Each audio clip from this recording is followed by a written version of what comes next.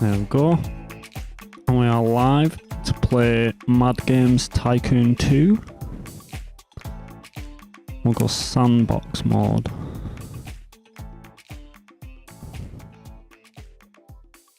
I can't remember what the startup normally is.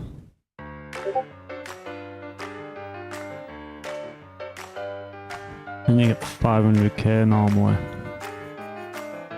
We'll keep everything the same, barring we'll have 100 extra storage and 50 times power for servers, as we'll be playing limited. Will be United Kingdom.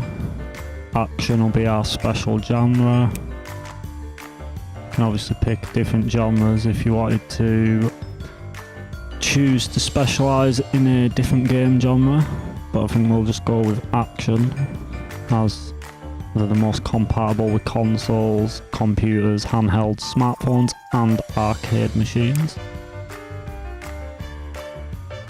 Start right back in 1976, number of competitors 100, game studios will close, normal competitors,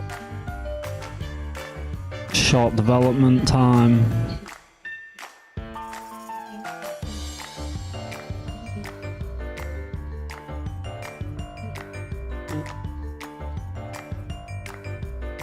Turn that down a bit. Very fast game speed.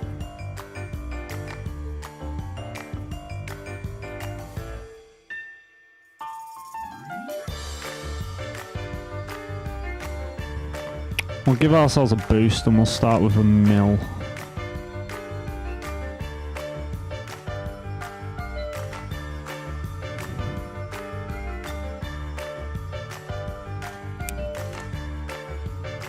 Calling our company Aldyz Entertainment Station. And we've already created Aldi. Unfortunately, I can't get blonde hair, so closest we're gonna get is that, which is kind of ginger. Gone red and white, seeing as we're ripping Nintendo off. Put most of my skill points into game design, seeing as we're starting out. We need to be good at game design. Perks, we've gone with CEO, which is automatically set by default. Your character does not lose motivation. For the extra perks, we've gone with luck. Critical work results occur significantly more frequently. Energy expert.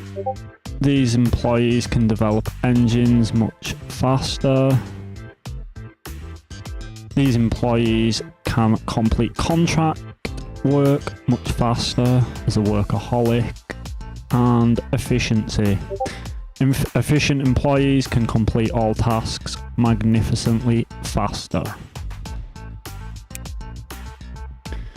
And we will go on the abandoned underground bunker, as it's the second largest map, the largest being a giant warehouse.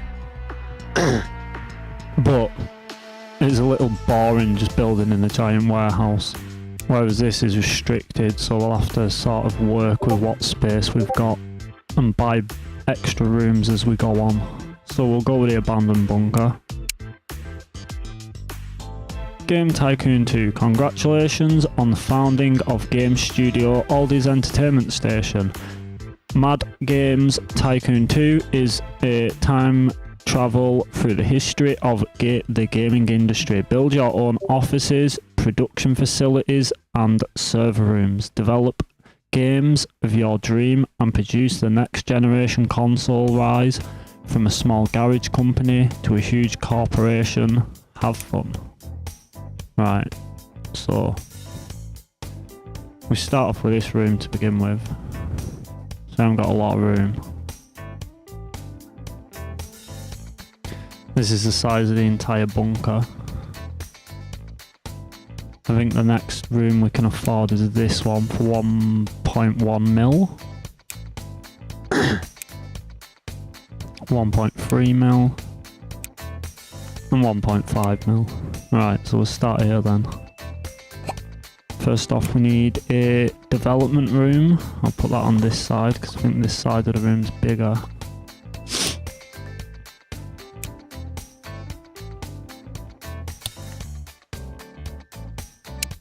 You can actually put all the furniture in your room, in the room yourself, but as of one of the recent updates, you can do this automatically place furniture if you tick this here, and this will actually allow you to automatically have desks placed for you and radiators to keep the room warm and places for them to get water and a bin and stuff.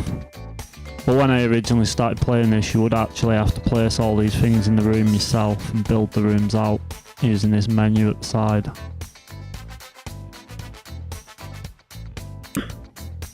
Right, so assign him to this room. Commission work, because we've not really got much money. Program an event manager. 43,000 payout, contract penalty, 11,000, 6-week deadline.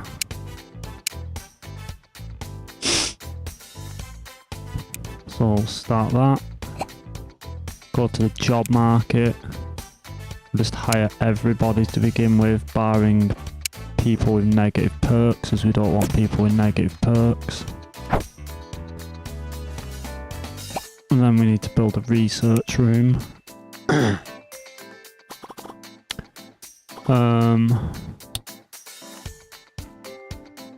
What I might have to do, get rid of that there.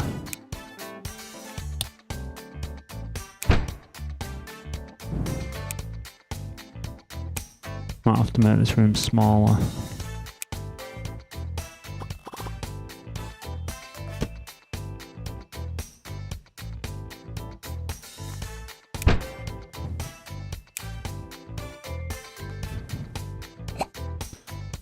Then we're going to need to build a lounge.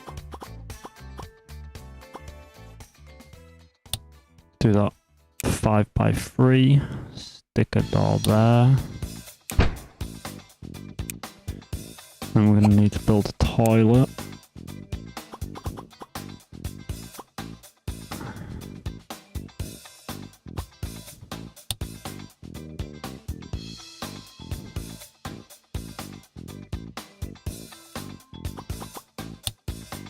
I think what you do is you do that there.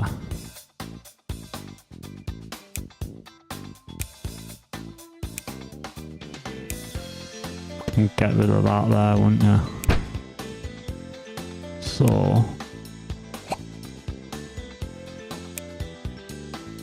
do that like that. Put the door there like that. There we go. And we've got our first base of operations built. Literally, probably the best layout we can go with considering the space we've got.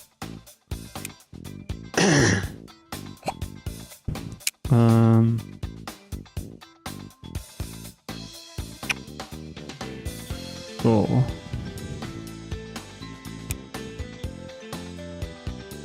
guess we need to finish doing that job first.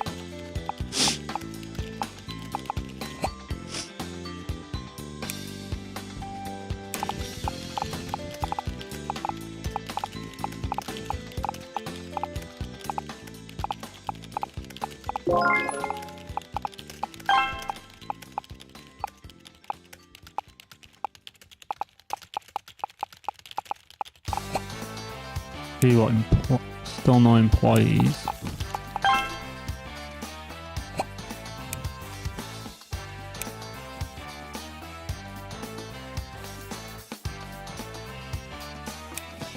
Alright, so we'll just take all of these and we'll move them over to research for now. Research puzzle games, seeing as they're trending for the next 80 weeks.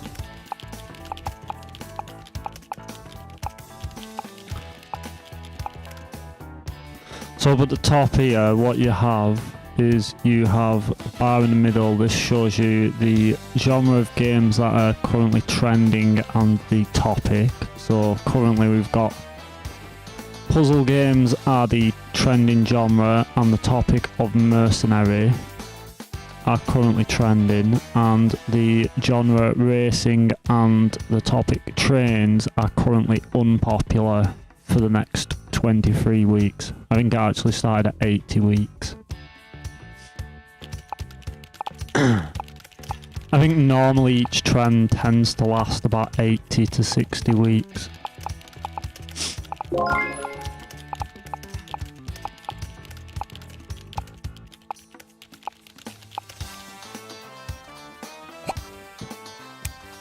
Finally we can hire some more people.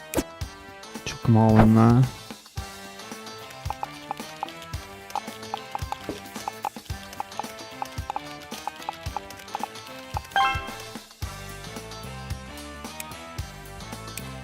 We won't research racing, seeing as that's actually negative, but we will get skill games.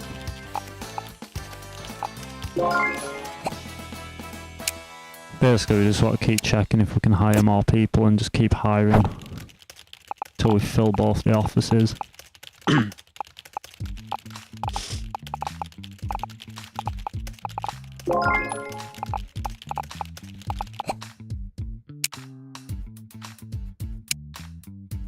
And keep hiring. Right, so obviously when you click over here, you've obviously got the stuff you can research. Probably should have explained that a bit more. You've obviously got your genres, which are your game genres. You can research for cash, which it tells you on the side how much it costs. You have topics, which there are 300 topics to research, which are just the different topics the game can be about. Like for instance, this trend is mercenaries, so we want to research mercenaries.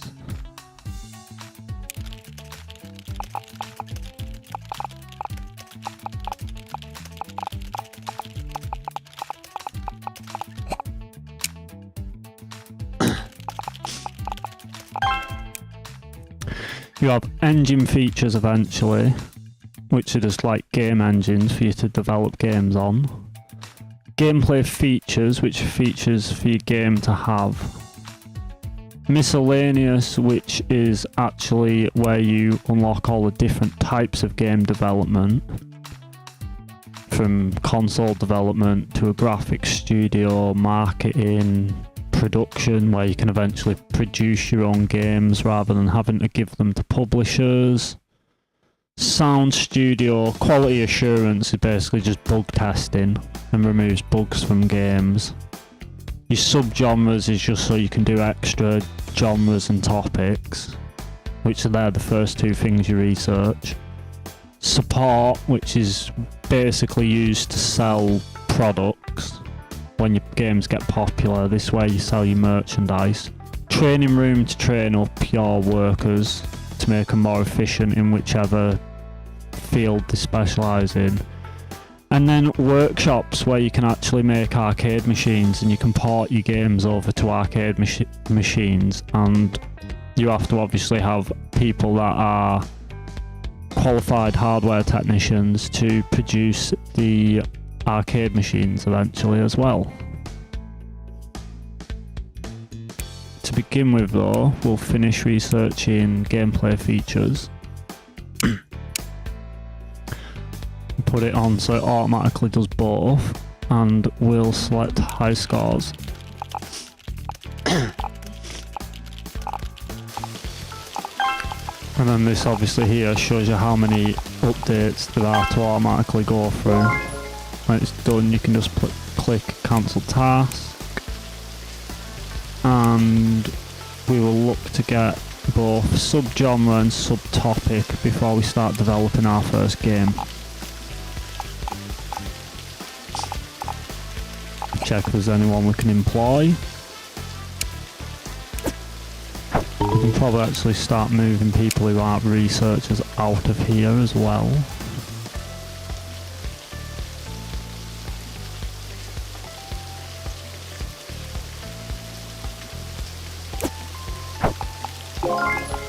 That way they can earn us some money on these jobs here.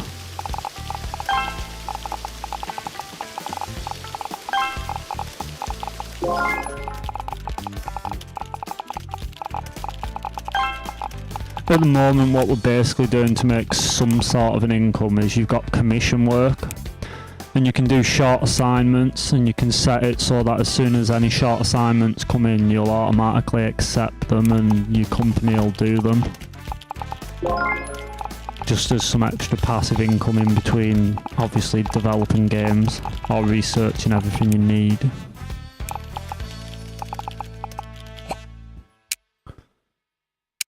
Keep buying employees.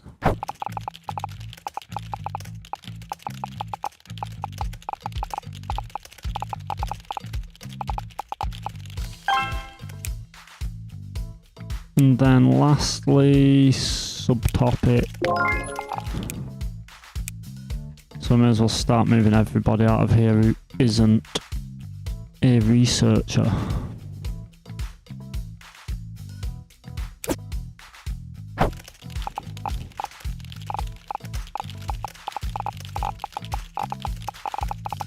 I guess we'll take the person who's a marketer and put them in with research.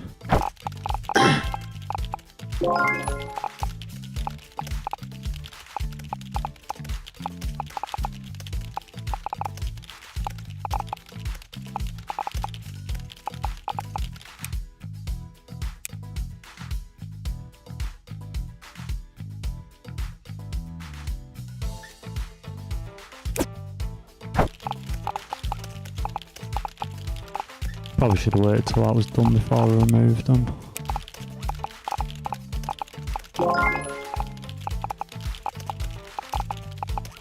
One thing, if you do turn on automatic updates, you need to make sure you turn them off for certain things, especially miscellaneous, otherwise it can randomly just decide to spend 10 mil of your money you haven't got on console development. Which I've done once or twice and gone bankrupt. So I think that's everything researched. So if we take these, we should now be able to start developing our first game.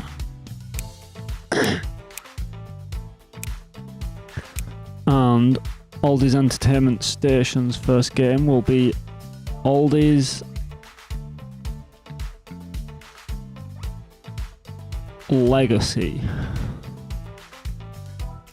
There are different types of game sizes, from B, B+, A+, AAA game, 4A. I'm not quite sure what a 4A game is. Normally you only hear AAA mentioned. So we'll go with a puzzle game with a subgenre of adventure, and we will go mercenary, which is a 16+ category, unfortunately, which isn't great for a game starting out, for a game company, but there isn't a lot we can do. And I guess we may as well do crime as well. It's already got a 16 rating, we may as well try rank both of them up. And we will develop on the table 1. Oh, heroes, hope you're doing well. Decided to finally stream this rather than just spending all my time addictively playing it. So I just started my game company in my underground bunker, and we're just developing the first game, which we're calling Aldyz Legacy, which is going to be a puzzle adventure game.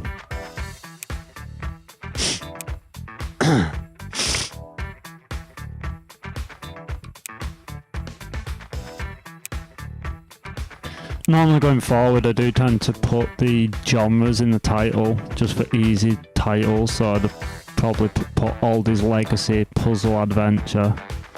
But as we're going to make loads of spin-offs off this IP, because you can actually like keep developing a game under the same like name and IP, and eventually you can make the IP worth more money.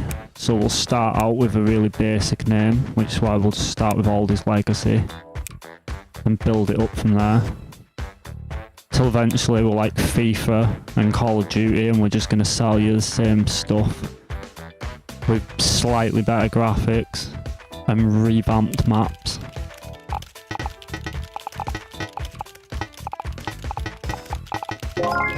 Check we can't employ any more people. I'll keep employing people, but we're not really going to be able to do much with them because we haven't really got the room to even employ them, really. What research should we do? We'll get this B+, that way we know we can at least make the next level of games up from what we're currently developing. Normally it'll give you a report once the game is at like essentially 100%, but you'll notice it'll still have bugs. So what you do is you just click continue development and do infinity, and it'll continue developing until they actually completely finish polishing it and remove all the bugs.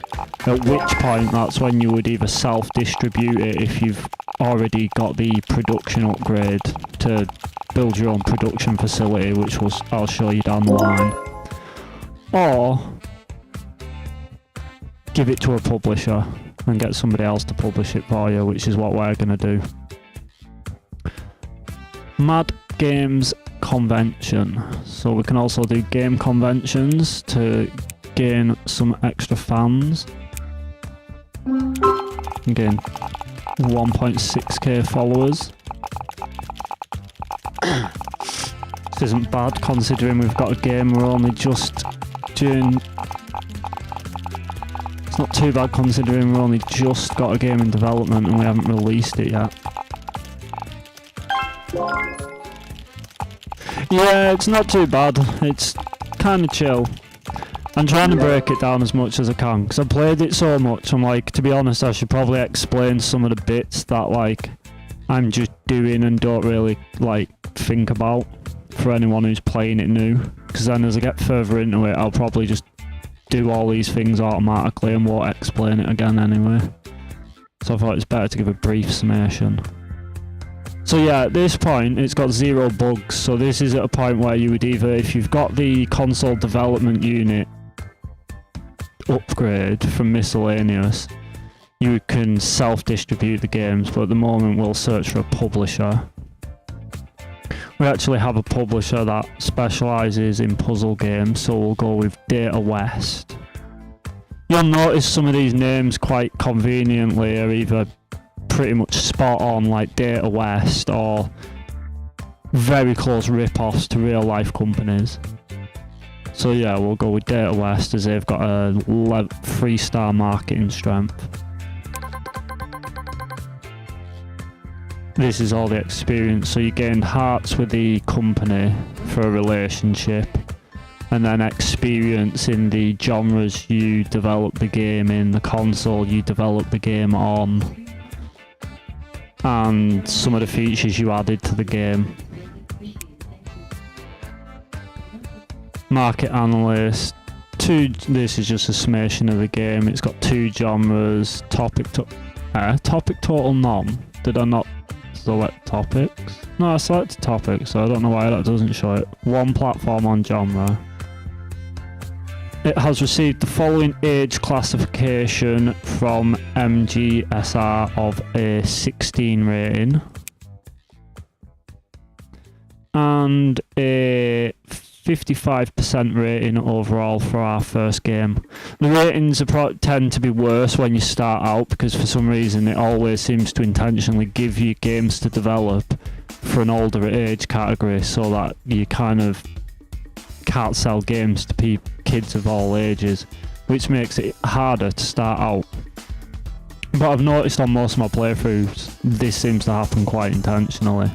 You always seem to find the first topic that's trending always seems to be one that's like age 12 or 16.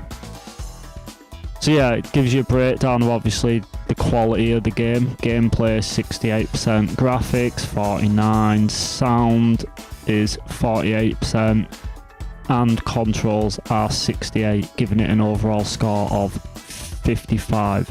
If you get a game to above an 80% rating, the game will be classed as a hit success, which just means it generally does better in sales from the off. And we've unlocked the ability to port games. That was what I was meaning eventually. When you get the upgrade to... where's it at? In research. When you get the upgrade to develop arcade cabinets, you can basically port games. So if I go to develop a game, instead of developing a new game, you could port a game, and you can basically either port it to mobile phone eventually. Once you get like into like 2000s, you'll be able to port games to mobile phones, or you can port them to arcade machines once you once you've unlocked the workshop, which we'll try to do quite early on, to be honest, because as soon as you can get games on the arcade, you start making a lot more money off games that are like outdated technically. Hydrate.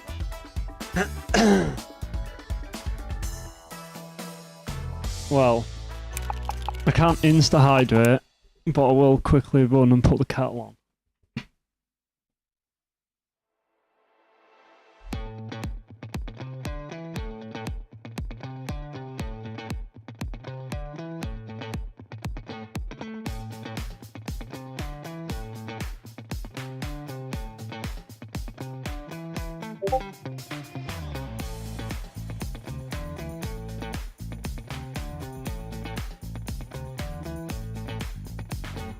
I needed an excuse to get up.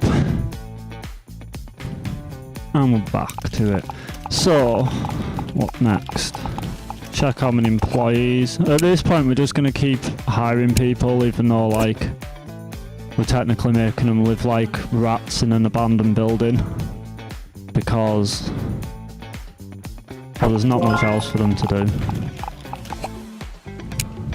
Better to be being paid to do nothing, I guess, than being unemployed. Jeff Bezos ain't got nothing on this.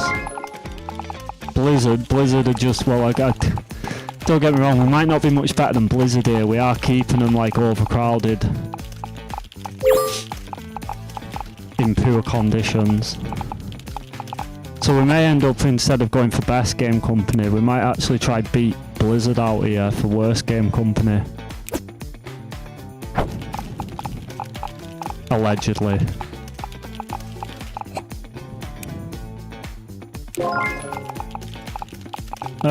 Right, so that's been out 5 weeks. I wasn't meant to develop an A game, that's where all my money's going. That's what I mentioned before when I was like, make sure you turn automation off, because I've probably just paid about $1 million to start learning these, and for some reason it goes from top to bottom, which means it always tries to take the ones that you really do not want it to. Can you do that in reverse?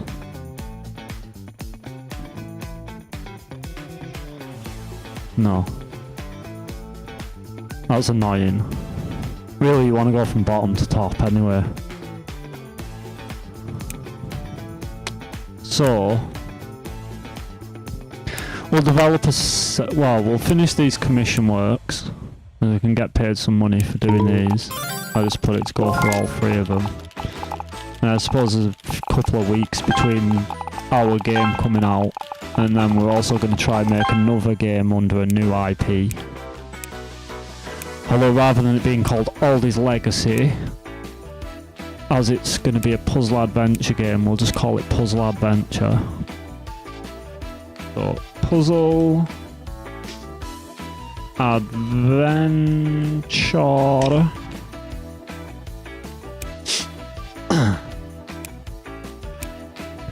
Mercenary Crime. So I guess what we'll do is, I've just been making generic names, I'll be honest. So we'll go Mercenary Mercenary Crime, and that can be the name of the game. And I've just been using the topics as the to give me the game name.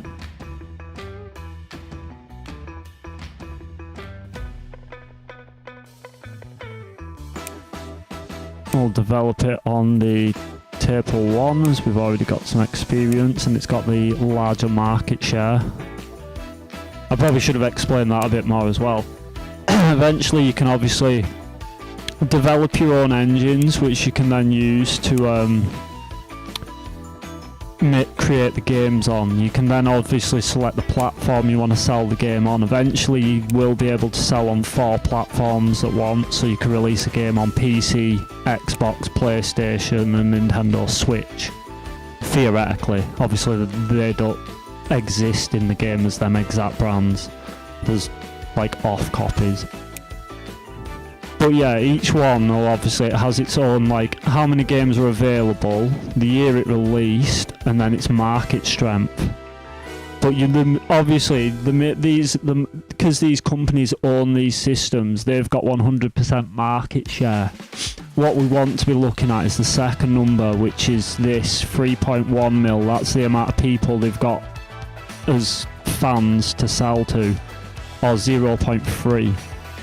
This also here indicates the development time and how complex it is to develop games for them compared to this. So it's basically when you're starting out, it's a no-brainer to go with this.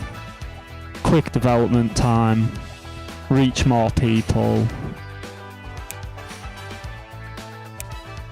Like I said, very soon you'll actually be able to develop for both the consoles anyway, so it kind of doesn't really matter too much. May as well put it as 16 because it's going to be a 16 rating anyway.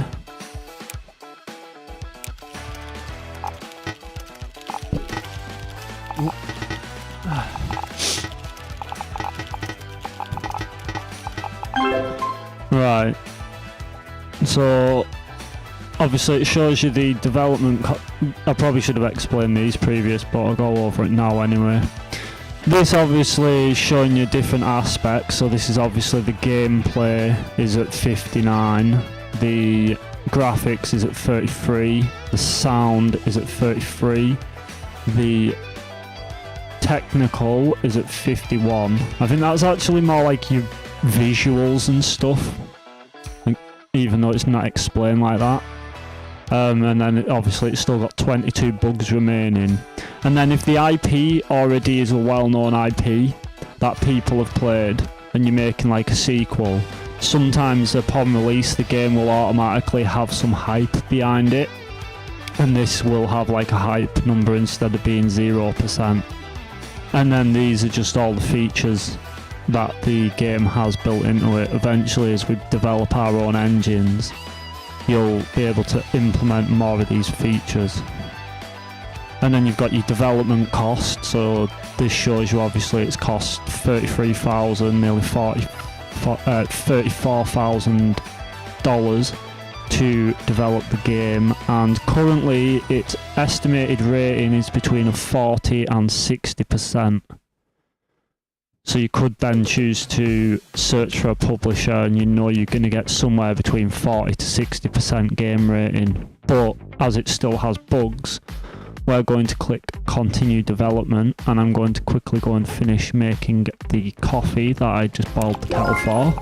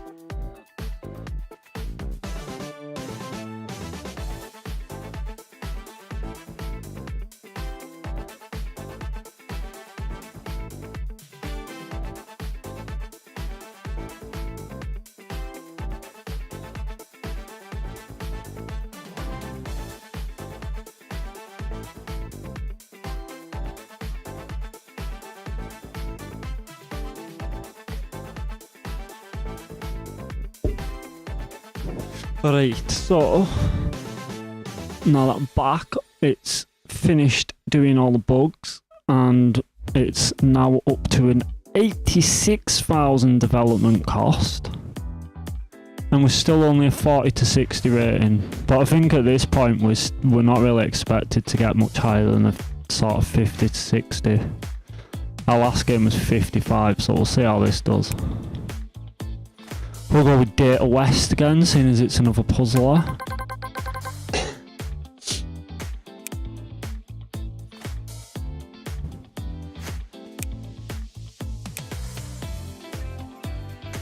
Oh, we just didn't quite break 60%. 59%. 70% gameplay, 51 graphic, 51% sound, and 72% on control. We are making money though. Made 170,000 on Aldyz Legacy so far in 12 weeks. So we're not going bankrupt. Not yet, at least.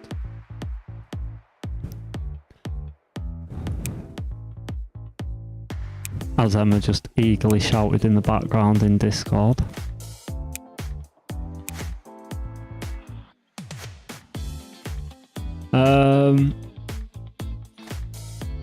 Let's have a look. I guess I'll finish doing that because I've already paid for it and turn the automation off so that it doesn't go paying for something more expensive. Because it isn't going to charge me, it charges you at the beginning of the research. And the game's been out 14 weeks. We are down to 6k though, so we're going to take a bit of a gamble here. And I think I'm going to get in debt. And I think what I'm going to do, depending what money we've got at the end of this week, although we are close to Christmas, so sales will increase. Because what we want to develop an update for the game at this point. The game's been out 15 weeks, starting to downtrend in sales. So we probably want to look at developing an update for the game, which you obviously do here in the development section. And if you don't develop a game or develop an engine, you've got updates and add-ons. You can do paid add-ons, but to begin with, we don't just want to hit people with paid add-ons. We'll give them something for free, so we'll go with free update. Set it in order of release date, so it's the game we created first at the bottom, followed by our newest game. And we'll start by updating Aldyz Legacy. These are just new additional content. You can click and select individual things, like if you, for instance, like how our gameplay is at 63% and these are 35, if you only wanted to increase art, you could do like new environment objects, new background graphics, and it will add 3 points to just art. But as we're just wanting to improve the whole game, you can either click them all or click up here and click max and it'll do all of them. Most of the time, basically, I'll be honest, I just automatically click max so that it does all of them. Max so it fixes all of the bugs if there's any bugs. You don't have to do anything with language because you already programmed it to be compatible with all the languages when you develop the game. And then down here it shows the amount that the update is going to cost. So this is going to be like 5.5k. You can set it down here to do that once, so it'll just spend 5.5k to do the upgrades, or you can make it do it multiple times. So you can get it to do it 5 times, for instance. Then if I wanted to go automatic repeat, I could click that and it will do it 5 times, and then it will then restart the process and do another 5 and keep repeating the process in increments of 5 or whatever you want it to be. Or you can just put it on that, which is infinity and automatically repeat, which is what I do a lot of the time. And then just keep an eye on it so you're not really making the game lose your money, which is what we'll do. So you'll see as these updates are happening, money will come off the game here and the game will start losing money. But obviously as the week ends you'll start making more sales and the sales will go up, so your money will go back up. And you're basically just trying to make sure you keep that positive while increasing game sales.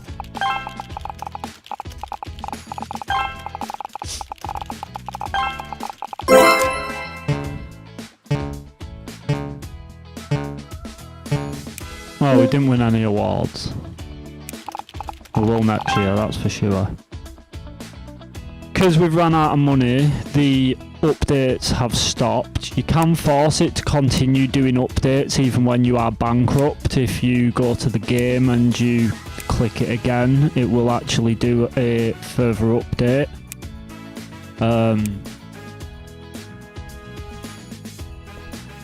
However, with it being a new game, I tend to find once we're about 20 weeks old, I tend to develop an add-on for it. So we'll probably look at just letting it make some money for the next couple of weeks, and we'll look at developing an add-on to sell.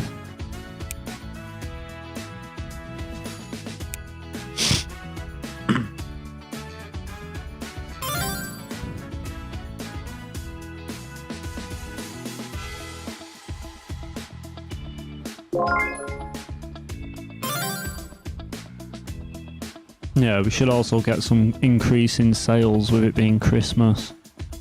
Whenever it's Christmas, you obviously get this little symbol down here, which tells you get 50% extra on game and consoles sold. This obviously shows how many employees are on the job market, so when I've been going down here to hire people, that obviously is just an indicator, so you don't have to keep going to here thinking, well, is there anyone to hire? Though the number doesn't correlate correctly. If you hide employees with negative perks, you will only see a reduced number compared to what is down here. So it shows 24, but when I go here I actually only see 14 applicants that don't come with negative perks, basically. And then we'll select all, hire. Just chuck them in there for now so they're not all crowded in one room too much. And I think we will do this commission work and we will look at developing an add-on for Aldyz Legacy.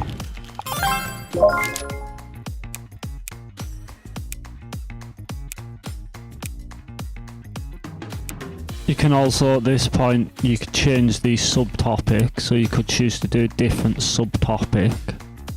For instance, because there's been a few games made with the topic of crime, it's actually becoming oversaturated as a game type.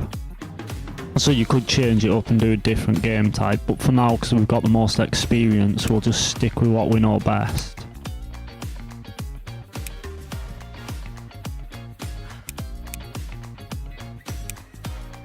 You could adjust game priority, so if you know you always tend to develop a game and it always has really high stats in gameplay, you can obviously reduce it, and if you know it always has low stats in sound, you could obviously increase the the work priority, so they prioritize obviously making it more points in sound and vice versa. These are obviously the languages which you want to have them all to enable by default, so you sell into all countries. Lunch break's over, no worries. Well, hope you have fun and pop back in later if you're not up to much once you finish work. I'll probably most likely still be in Discord. I think Jubin's about later. I need to help him sort out something with his audio, so I'll definitely be about for a little bit.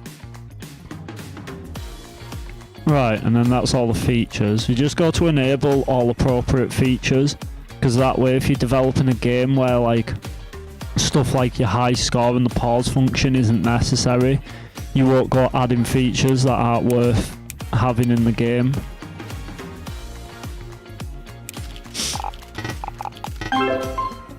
So no worries. Oh, only 8 bugs and a 60 to 80% rating. with an 80k development cost. We'll continue developing. Get them last 8 bugs kinked out.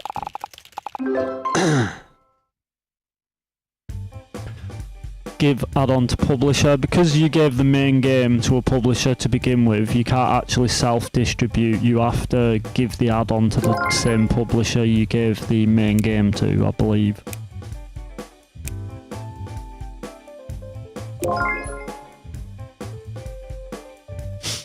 Sequels has been unlocked. One of your games has received a good rating from the press. We should think about developing a sequel at a later date. So we've unlocked the ability to create sequel games. Before you know it, we'll be just like FIFA and Call of Duty. Right. So our add-ons out and that'll slowly start making money. We're making money on our other title, Puzzle Adventure Mercenary Crime. If anything, we just not got any money that correlates to the money we're making off the games because we've spent a lot of it on updates. At this point there is an argument to be made. We could get in debt and actually lend money so we have more than enough to pay for updates and stuff for the games so that they make more sales, but with this being our first run of games, I think I might just sit this trend out and just see how they do, because we still need to make a add-on for this game at about 20 weeks.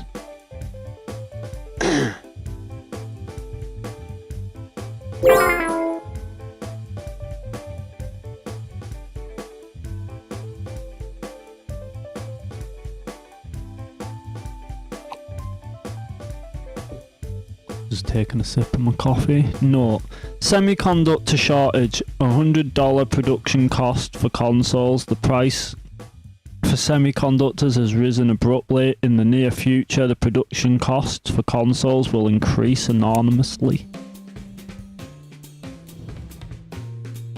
Enormously. Even.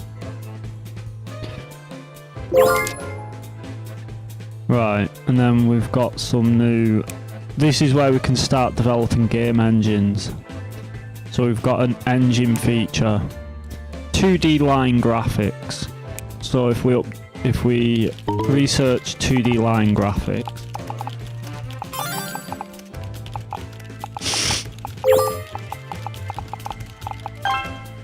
we can now go over here, develop an engine, develop a new engine. We'll set the version number automatically, so it just names the engine after whatever version it is. You can click the upgrades you want, or just click enable all and disable all, which is what I tend to do, which will add 2D line graphics. You then make sure you've got all the dev kits, so these are all the consoles that are currently available to develop games for. So you want to check this whenever you go to develop a new game. And so long as you've bought them all, you want to... This is for arcades. These tend to be the arcade chips. This is for when you're developing for arcade cabinets. So you'll always have one of these at the top, but you want to be looking to develop on consoles to begin with. So as this is the most popular, we'll develop for the Staple 1, which is what we've got the most experience on anyway. And as puzzle games are the most popular still for the 25 weeks, we'll develop a game engine which specialises in puzzle games. Offer engine for sale. Sales price of $1,000. And we only want 1% profit share. This just means people will be more willing to pick up and use our engines to develop games early on. And then eventually we can start obviously pushing the price the other way and charging people enormous amounts of money to use our engines once they become popular.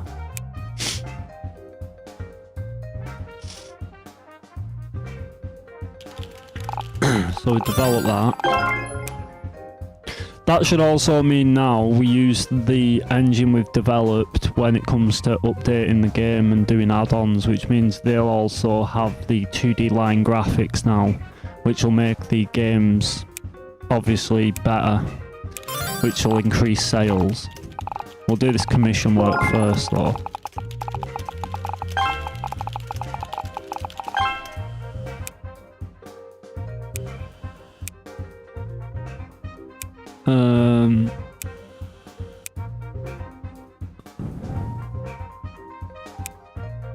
Go free update.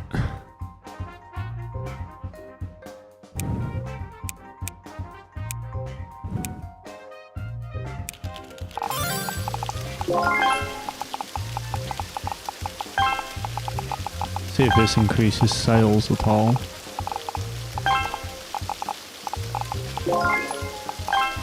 No. I think because with early on, I think you can only manage to push a game so far through its lifespan, and I think that's coming to the end of it.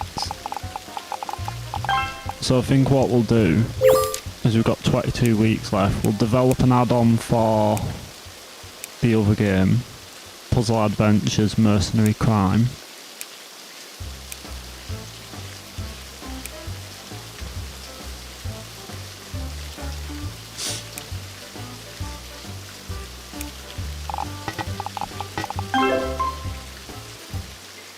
Continue development.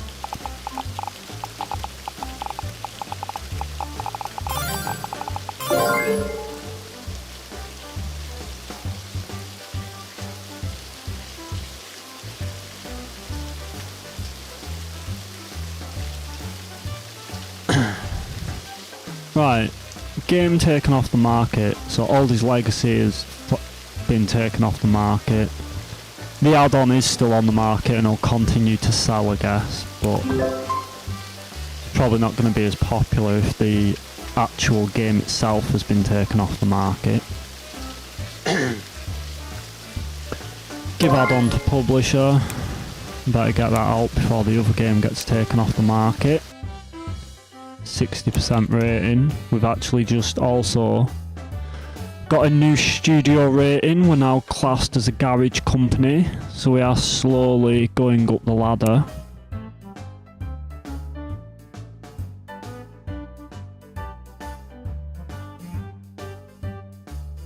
Really, we just want to sort of sit out this genre now and wait till the new genre's due to start and aim to just recoup money.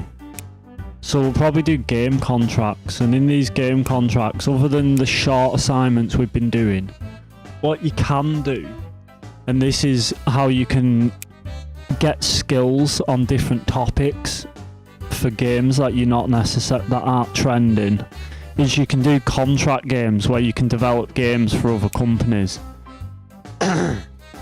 So like here, Nintendo want Double Bubble creating, and they're willing to pay you 11,000 with a bonus of 37,000 so long as the game is above a 5% rating and you have a 34-week development deadline, which is way more than we're gonna need, because I actually put shorter development times on so that we could do more in the game quicker. So yeah, certain things on this, like the title, will be already designated, and the main genre, as well as the console it's being developed for. But you can use these just to slowly get extra skills in some of the other stuff, like the subgenres and the topics that you need to gain extra experience in. So for instance, we could do adventure, cyberspace and archaeology, because we've got no experience in them, but it doesn't matter whether these games sell well because we get paid no matter what. We just have to make the game, and as long as it's better than a 5% rating, which it's basically impossible not to be, we'll get paid. And we gain experience in the process, which is the main thing. Yet again, don't hand any games over with bugs. If you actually hand games over and they have got bugs, it can actually not just hurt the money you get for this game, but it can also hurt the sale of your own personal games that you're already selling because you've released a buggy game. It doesn't look good for the company, so we'll continue developing.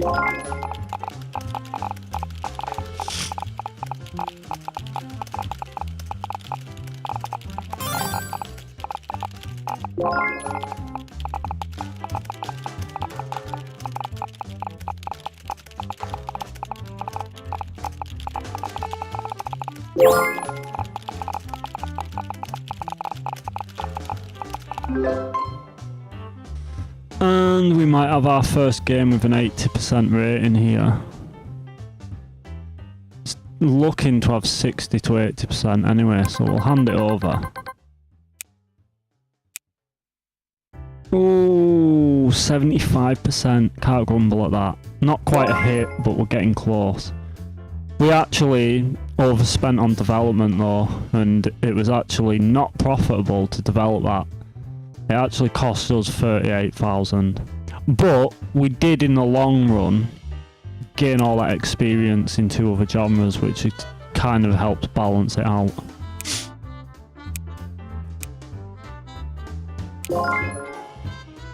Oh, 1 second.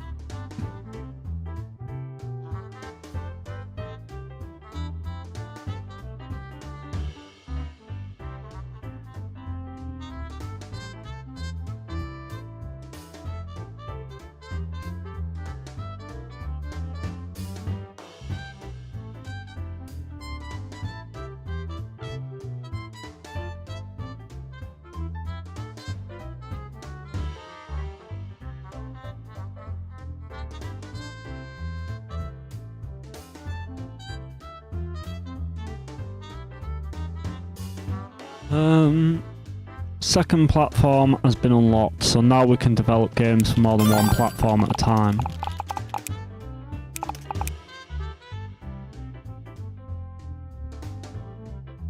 Alright, I'll check it at some point.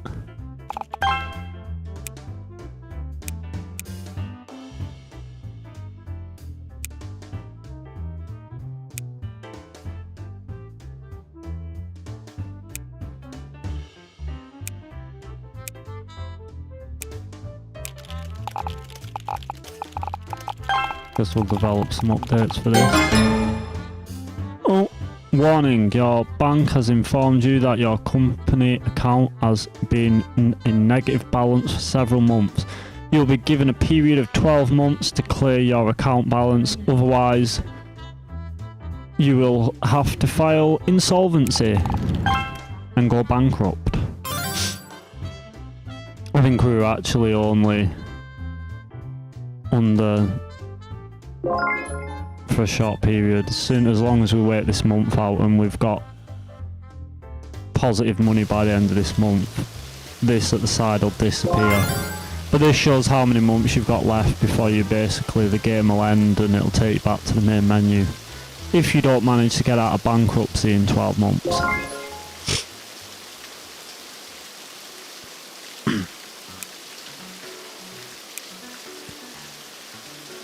We'll research these game features.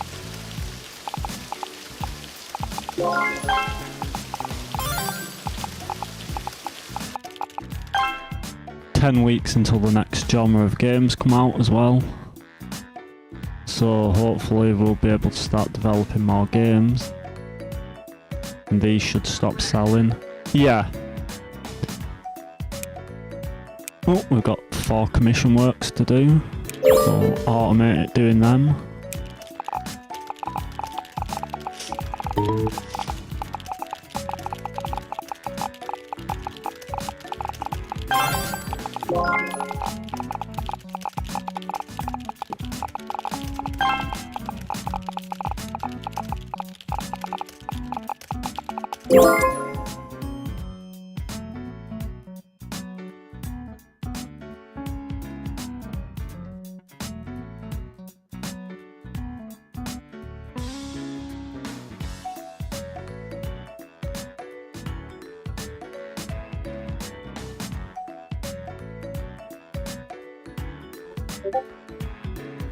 Mad Games Convention.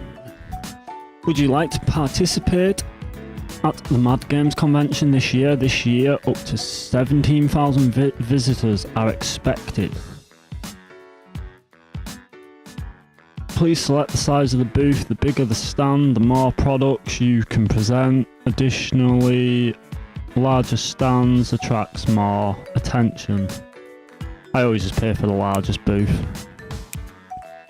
And I guess the only things we've got at the moment is our add-ons, so we'll advertise our add-ons that are still out for sale. And gain some more followers. Or fans.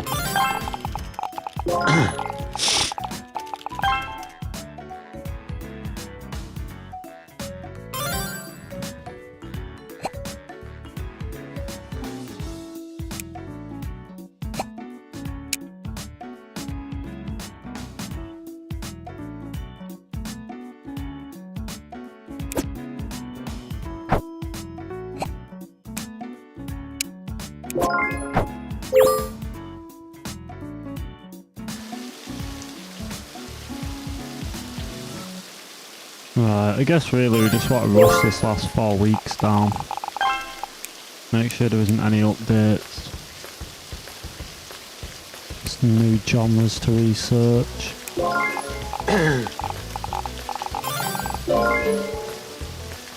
Spin-offs was unlocked. The sales figures of one of your games are excellent. You should have a spin-off developed. Maybe the success can be repeated. And Aldyz Legacy add-on has also been taken off the market. So we're just waiting for this game to finish selling the add-on. And we're into a new genre. So now, racing games are the new trend for the next 55 weeks.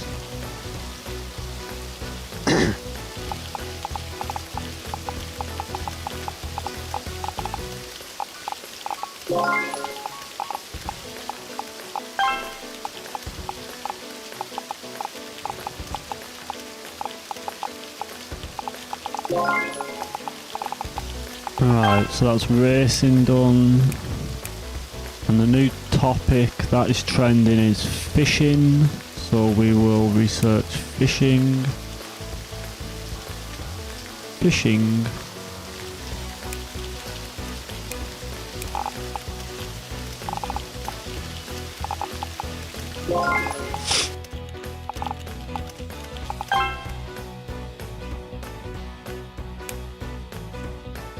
And now I think the next thing to do is we want to develop a racing game engine, so develop a new engine.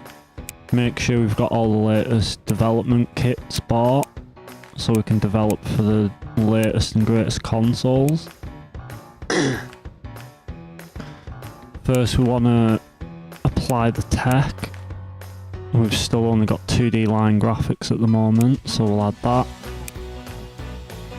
Racing, and at the moment the Table 1 is about to be taken off the market as the Table 2 has just come out, which has the highest market share of 4 million people, 4 million customers, and it's also an upgrade in technology from tech level 1 to tech level 2, so it's the next generation of consoles essentially for the 1970s.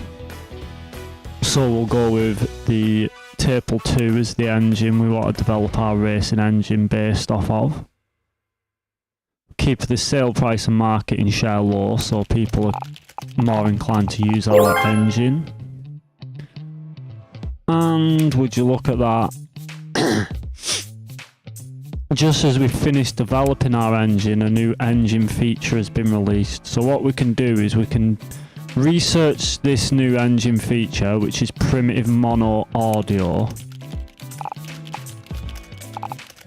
And because we've just developed a racing engine, we can actually go back to develop engine, and instead of developing a new engine, we can go to update an old engine. And if we go to this 1.5 engine, which is the racing engine developed for the Table 2, I believe if we go back here and now go to engine features, we will be able to add primitive mono sound as a new engine feature and develop an updated engine to sell. Now with all that done, we'll do the commission work just to get a little bit more extra money, and we will look to develop our first game as a racing game. I think rather than developing a new game, what we will do, we will develop a spin-off of Aldyz Legacy, as this is the IP that we're going to build up, which shows you the IP strength here, which your IP strength is obviously the strength of the name of the game, like its credibility, the amount of merchandise it can sell and everything. Like Fast and Furious is a series that's got a strong IP, or Call of Duty. And we will develop the spin-off as a racing... We'll go racing roleplay, because roleplay is 63%, but it's not oversaturated, whereas this is a 70%, but the market's currently oversaturated.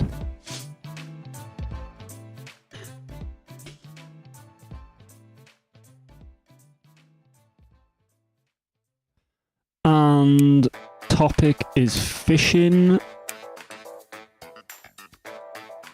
and we will go with cyberspace as our subtopic. Select our new engine we developed, select the platform. So to begin with, we want the Table 2, as that's got the highest market share with a fan base of 4.7 mil people. And then we want... Now I'm not sure if we go for these, whether it makes the games worse. I don't think it does.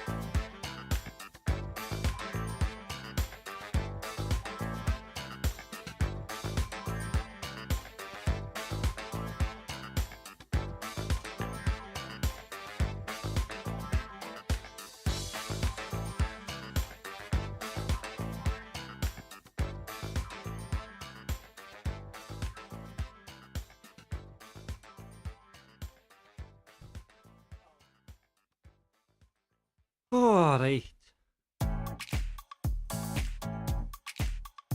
Sorry about that, I ordered takeaway, so my sausage and chips have just turned up. Right, so we'll develop for... This has got a 52% market share and 1.7 mil, which is better than 20% and 1.8. So we'll go with that as our second platform. Make it so it's a 0 rating, seeing as we don't have to develop a game that is under a topic of 16, so it should actually appeal to kids of more ages. We can add all the features, so that's 7 features added to the game.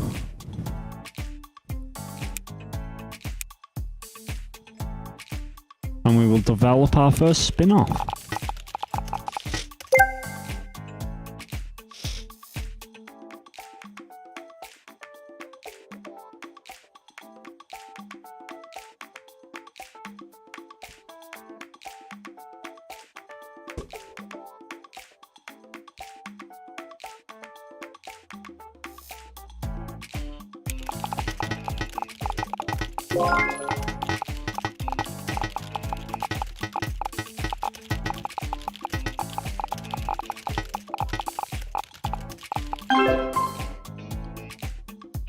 Continue developing until they get rid of the bugs.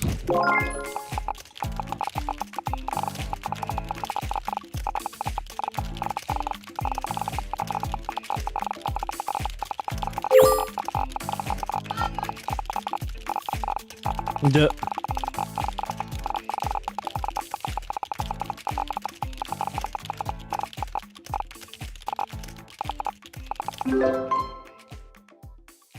And as I was on about earlier, you can see here where the heart is, it's actually got a 7% hype at the moment because this is a game spin-off from an IP we're already building. So it's starting to get some notoriety behind it. So we'll search for a publisher. We don't have anything that falls under racing or roleplay, so we'll just go with the one that either pays the most, has the strongest marketing strength, and the best relationship, and you basically just try to find a balance of all three. So obviously the logical one would be Data West.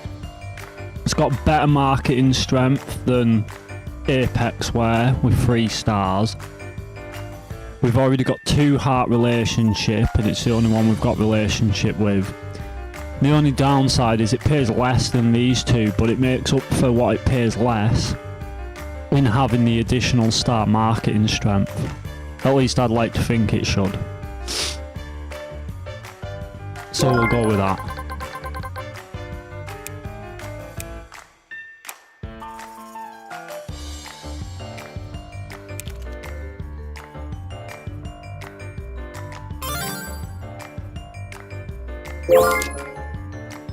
And now what we'll do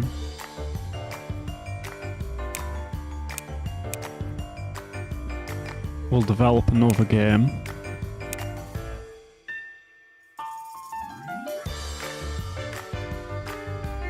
But instead of a spin-off, we'll start a new game as a racing roleplay game.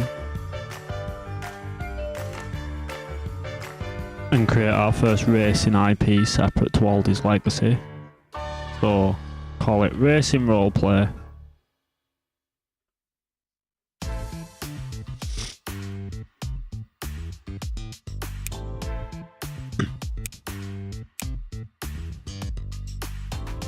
And we'll call it Fish in Cyberspace.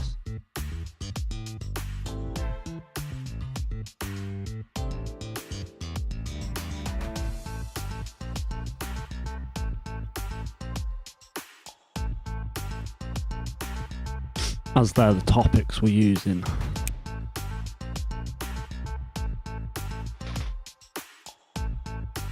We'll develop it using our racing engine.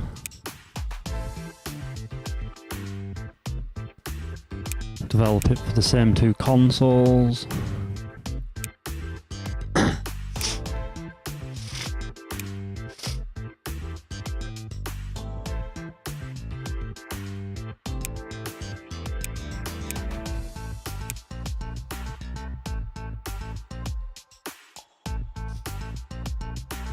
And then we just want to see how much money we can make in the next 6 months before we end up going bankrupt. As worst case, if we don't seem like we're going to get out of debt, we'll just have to take a loan from the bank.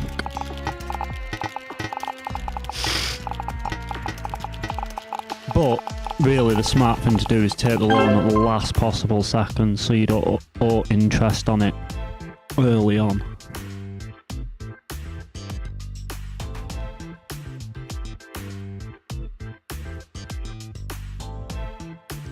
Continue developing.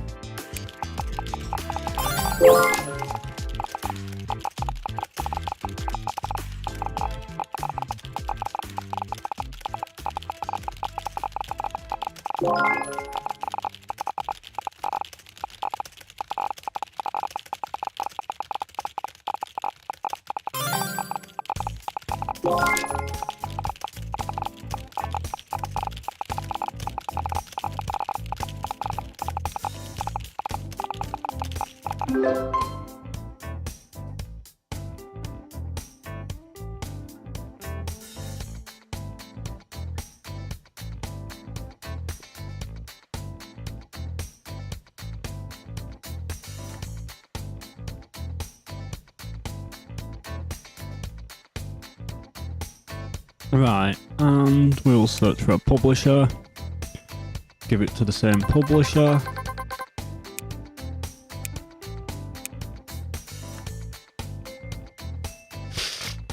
Well, the first game's only been out 5 weeks and it's already made us 180k nearly, so we're definitely off to a good start.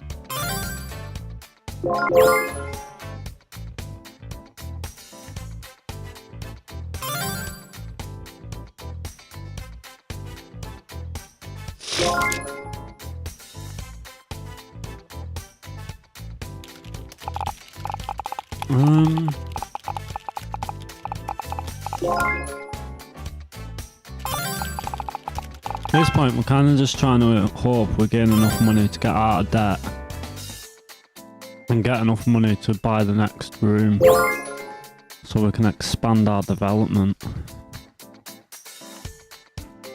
which basically makes this a bit of a waiting game.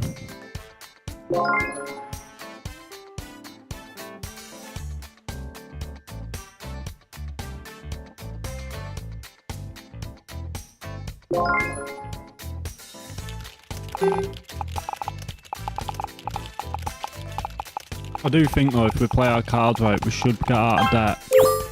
Yeah, we're out of debt now.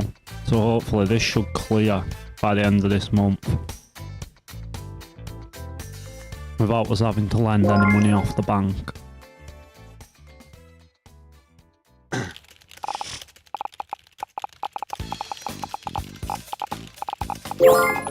There you go, and we're out of insolvency, so we don't have to worry about bankruptcy. That also means we've got a new fresh 12 months before we'd have to claim bankruptcy as well.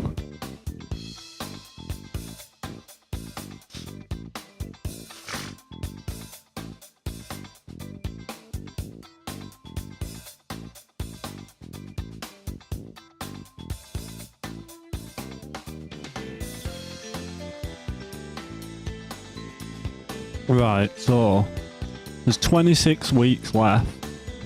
We probably want to develop some updates and start releasing some add-ons for the games. So we'll go to update.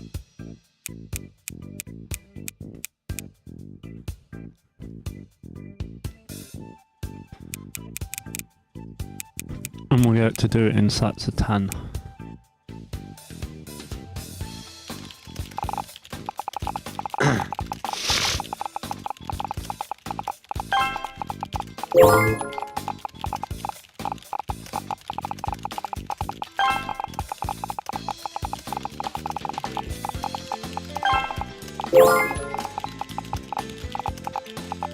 There you go, we're definitely making more money than we're spending, even updating it now, which is the main thing.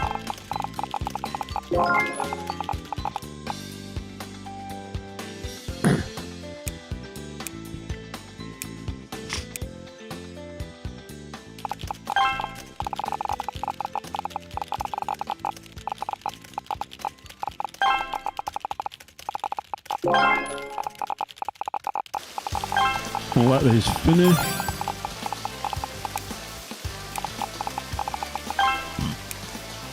Excuse me.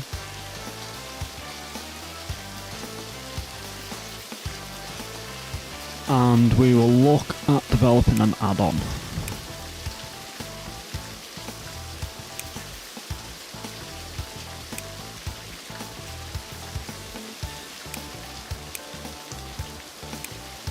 Add an extra feature with cheat codes.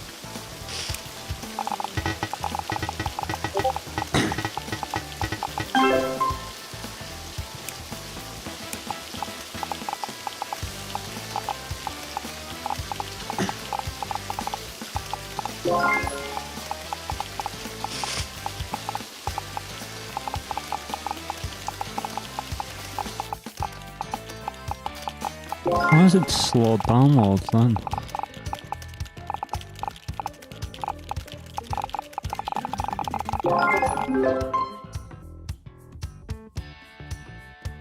There we go.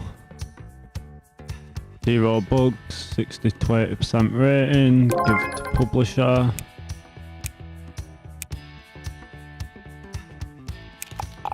And we will develop an add-on for the other game, as the trend only lasts another 20 weeks. Probably less than that now. 18. Continue development.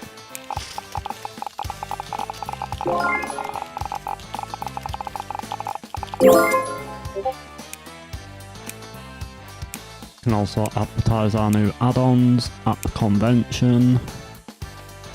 We'll advertise the new game in the genre rather than our spin-off, as our spin-off's already a strong IP.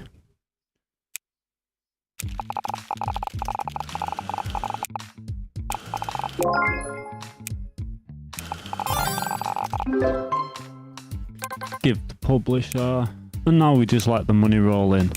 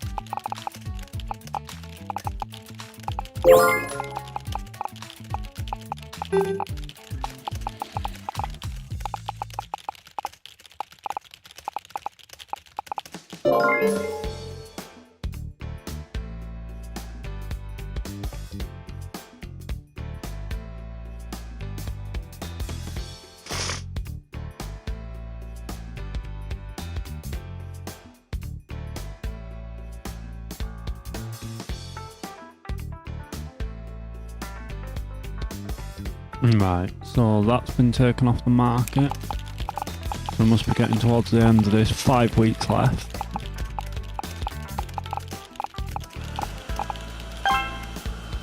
Really, we could probably buy this next room and just get in debt so that we can upgrade the amount of space we've got. I could even just take a loan out with a bank because we've got up to a 2 mil credit rate.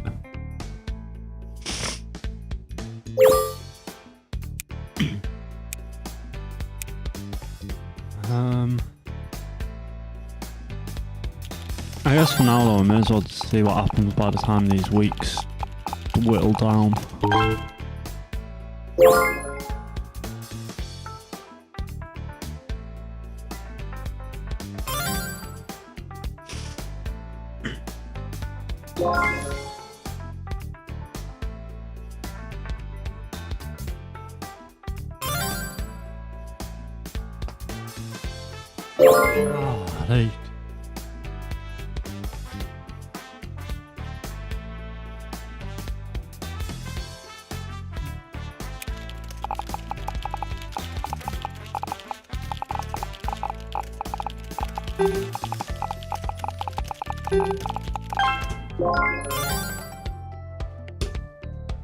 And we're on to a new trend. So the new trend is adventure games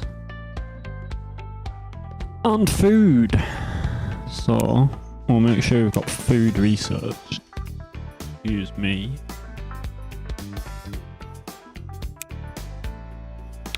End automation. Develop a new engine.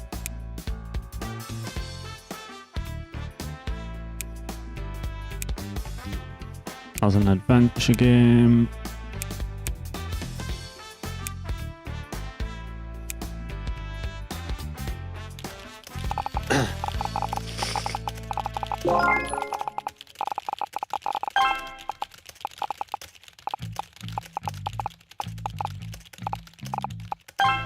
Right. And we'll just jump straight in with getting this done as quickly as possible. You know what? We'll automate this just because we need some extra topics. But we'll jump straight in with developing a spin-off of Aldyz Legacy, Adventure,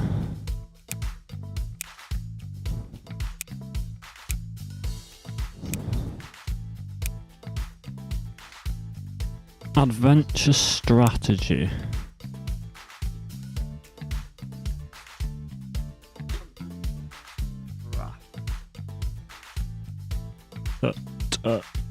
Strat. Adventure Strat. And we want it to be food and cyberspace.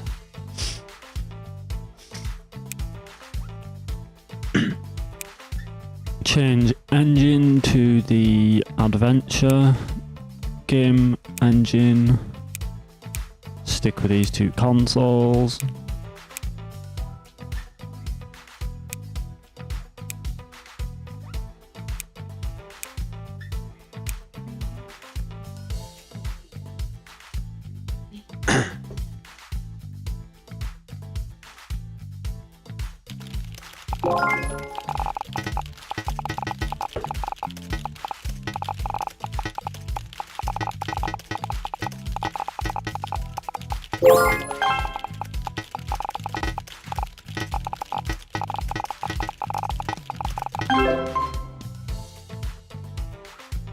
Continue developing until we get rid of the bugs.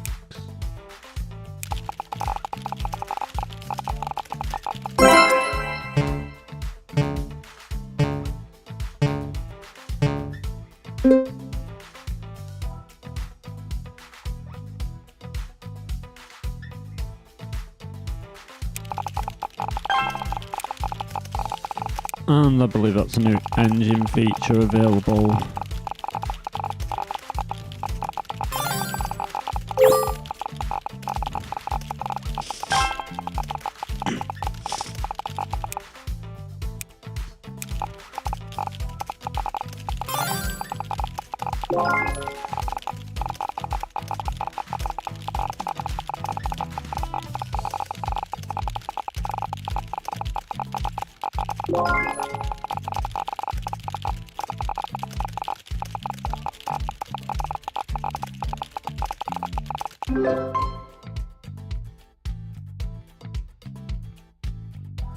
Search for publisher. We'll go with them just because we've got a better relationship.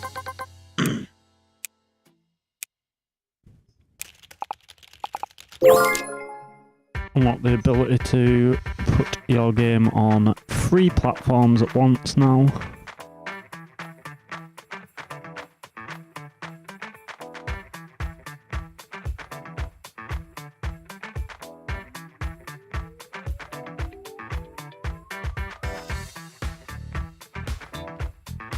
Right, so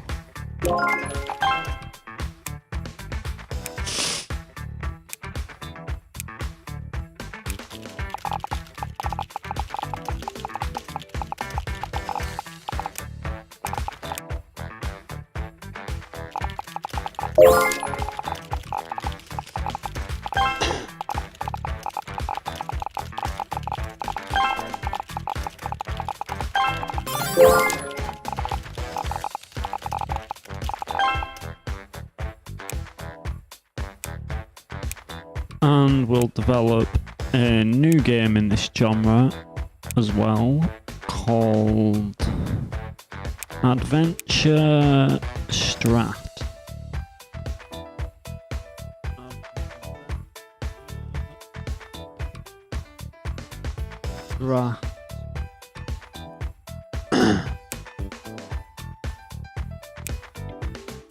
Food.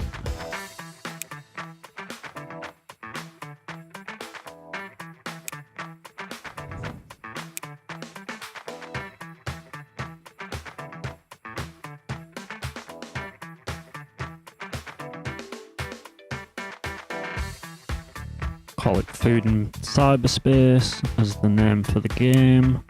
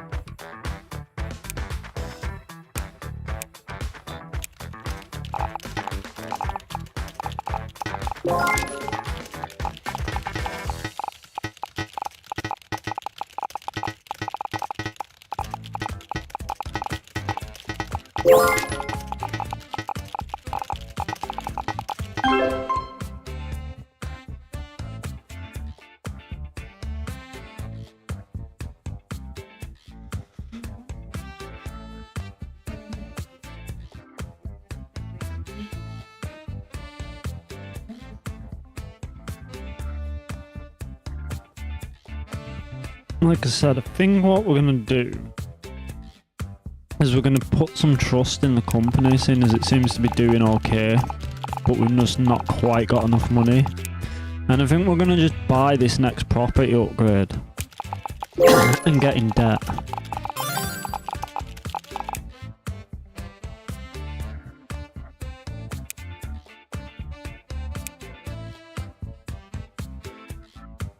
May as well put trust in the company to pull us through. So now we've got this massive space which we can devote to being the development office. And this will dramatically increase the capacity.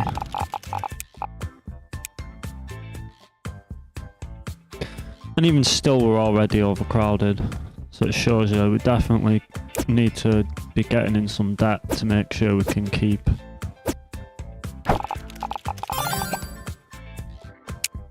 gaining extra space.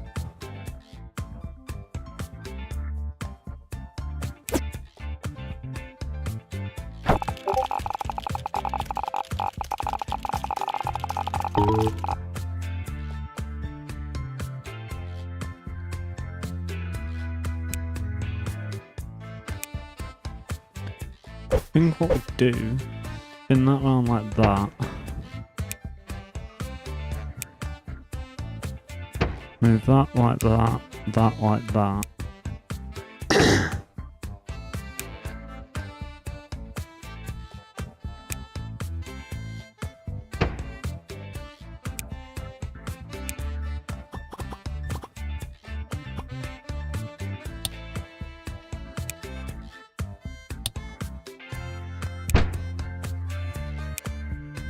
And then upgrade the lounge.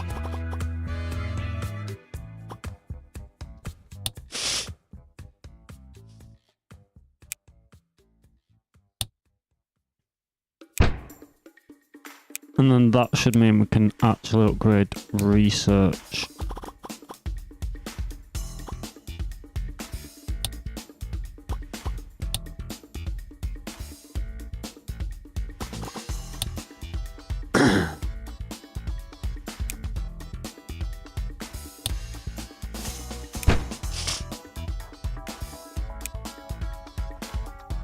I mean, we're still overcrowded, but it's definitely better than what we had.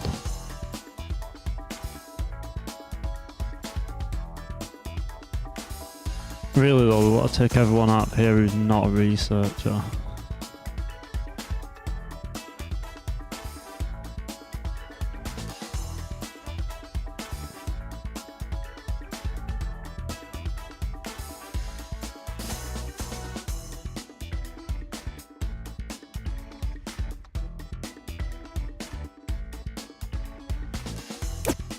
And put them over here.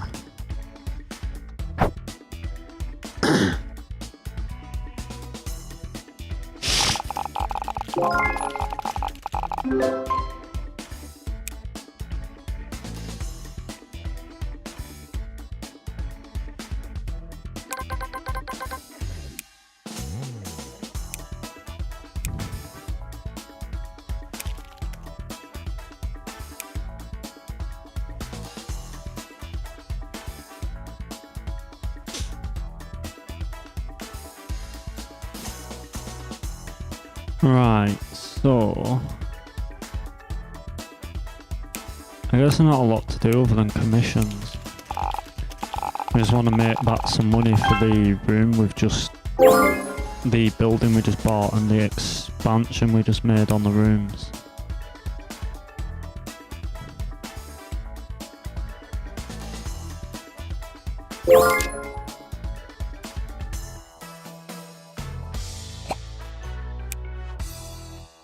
I just don't want to not employ everybody though.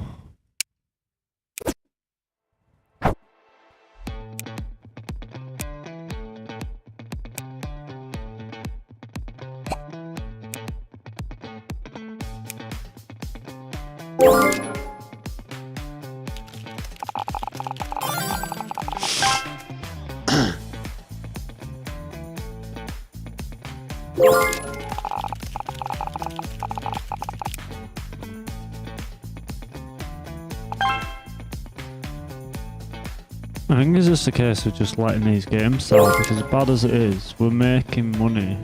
And we're slowly, our debt's going down, but...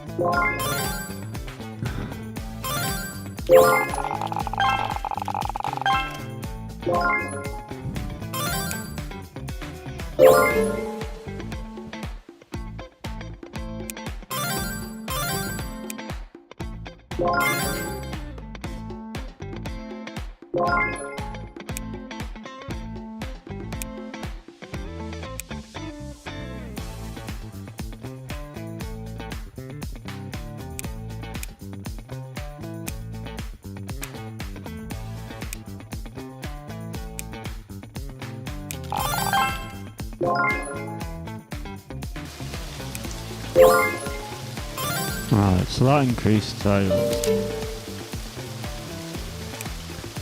So we develop an add-on for that next.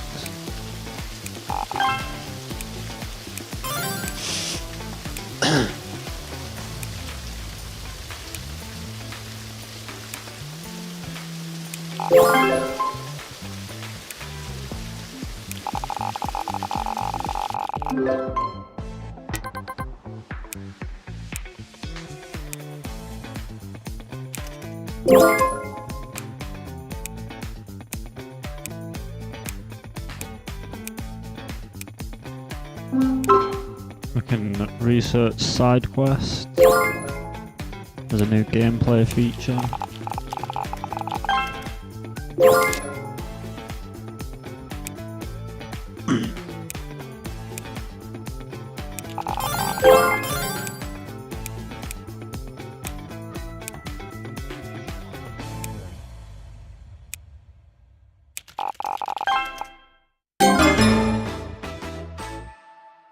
Right, we've got 12 months before we're going to go into bankruptcy again.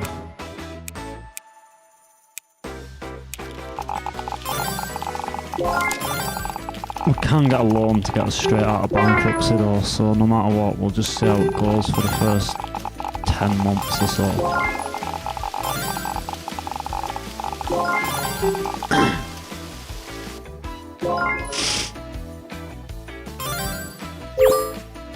We're actually starting to go up in debt instead of down though. I think we are, aren't we? Right, so the company's bleeding money.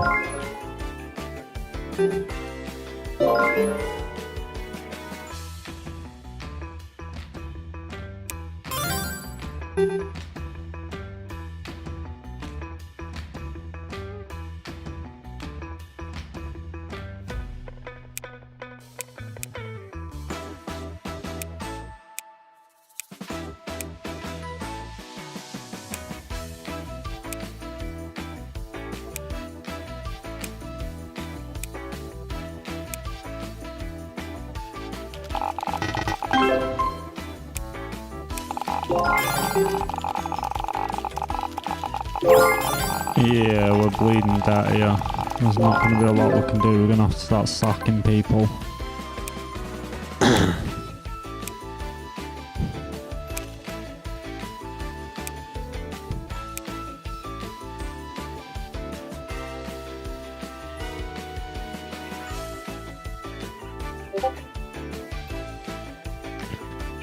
Right, so anyone that's less than 35 will be sacked.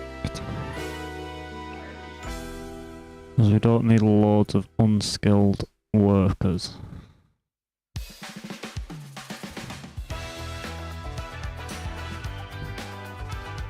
Unless they are marketing or hardware. So we won't sack these two. Anybody else is free game though. If they're less than 35 skill in their profession, they're gone.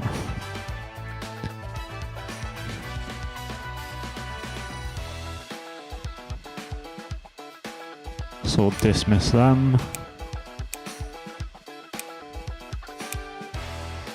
Go over here, and we'll do the same here. Anybody who's less than 35 is gone.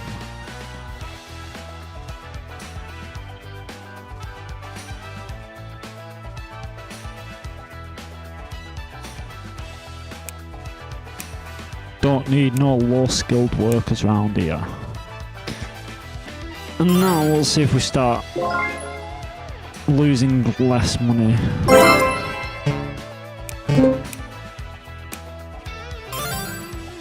Oh, sugar, it might help if I actually do assignments. I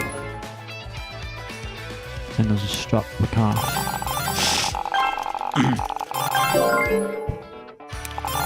There we go, it looks like the money's going down in the right direction now. So we're employing too many people.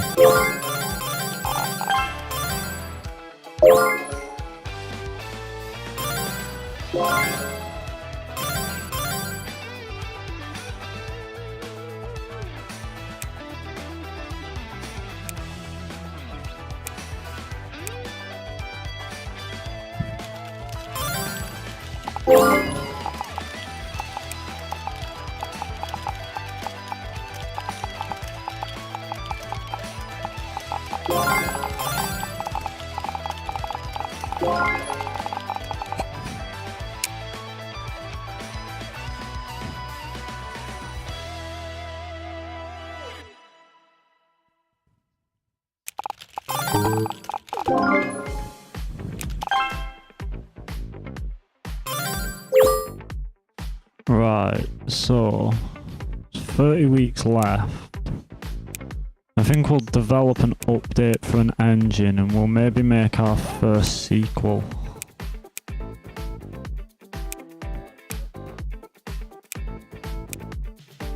So, update engine, update racing, update food, adventure, even. Oh wow, so maybe that's why our games aren't doing well. We had 2 upgrades we needed to add to the engine.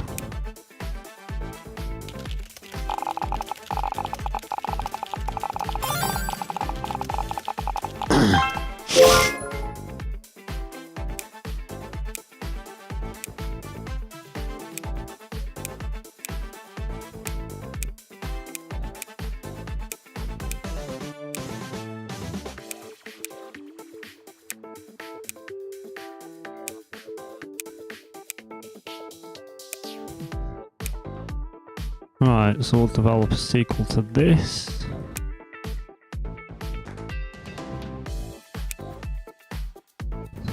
And it can be action.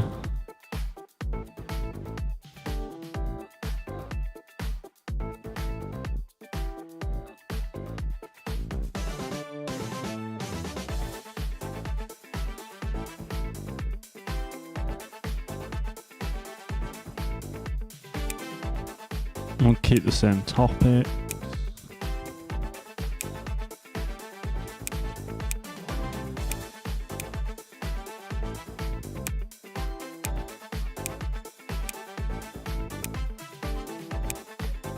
Finally need to start making B+ games.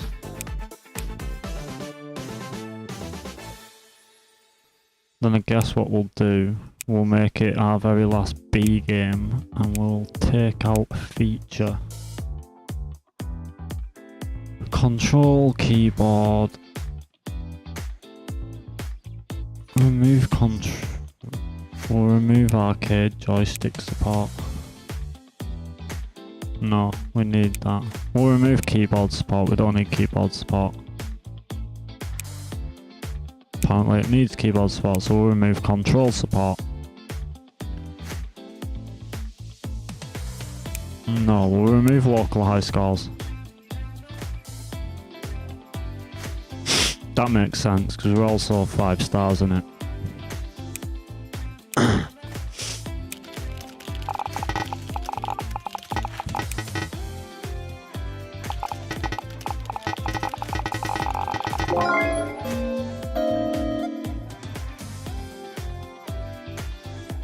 Oh, an employee resigned. Well, good riddance, we've got too many of these.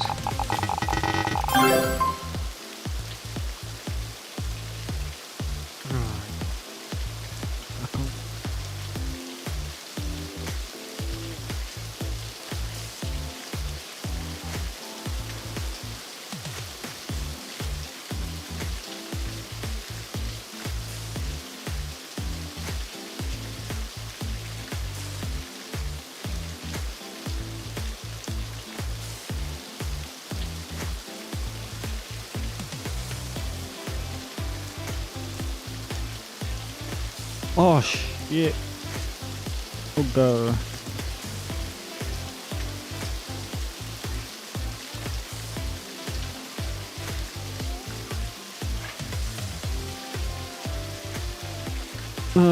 Continue development.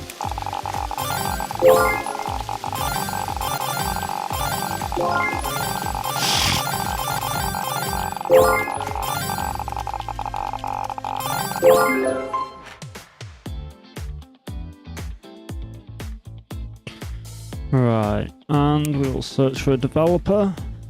We actually have a developer for adventure games. Go with ZZI Games.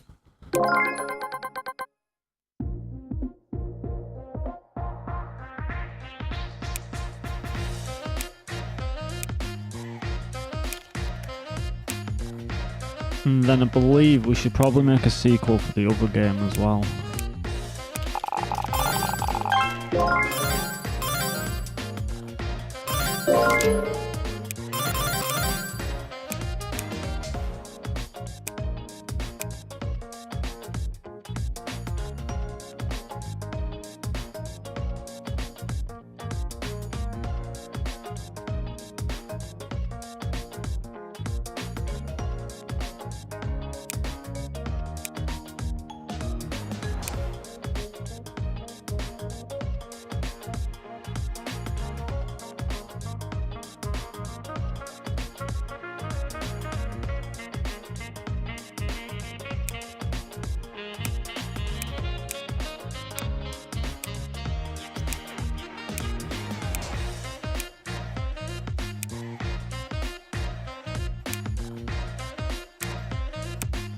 And we'll do that.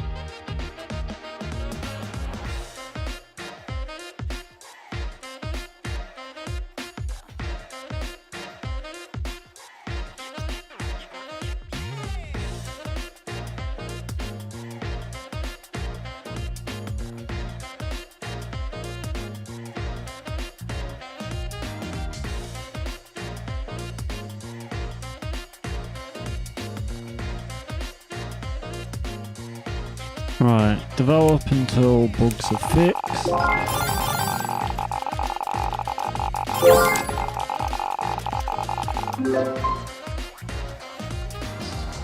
Search for distributor, publisher.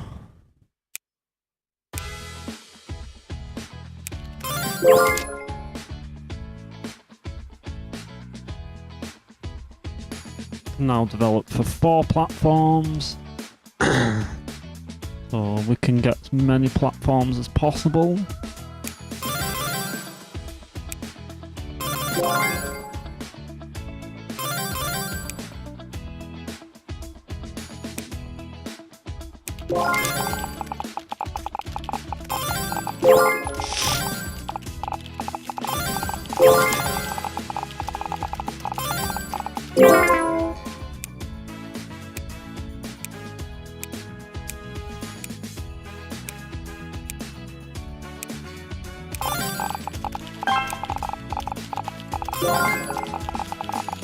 At this point we better get a loan off the bank to get us out of debt before we end up going bankrupt.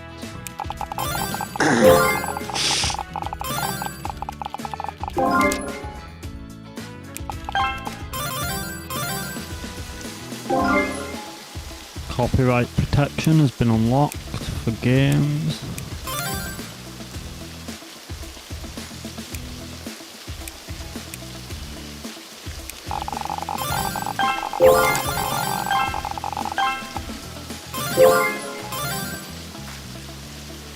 Right, we're starting to make money again at least, so we're going in the right direction.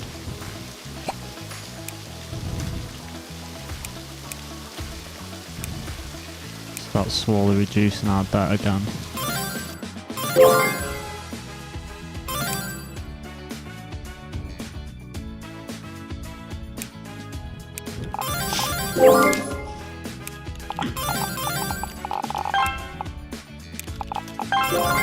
New gameplay feature, save games.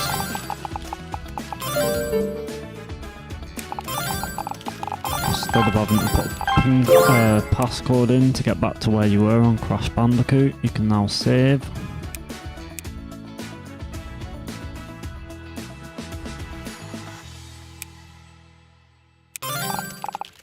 We'll automate research in a few extra topics. Oh, a new genre to research, platformers. Yeah, we're definitely making money anyway. Oh, there we go. We've got a new genre trending, which is back to racing for 94 weeks. And dinosaurs is a popular topic.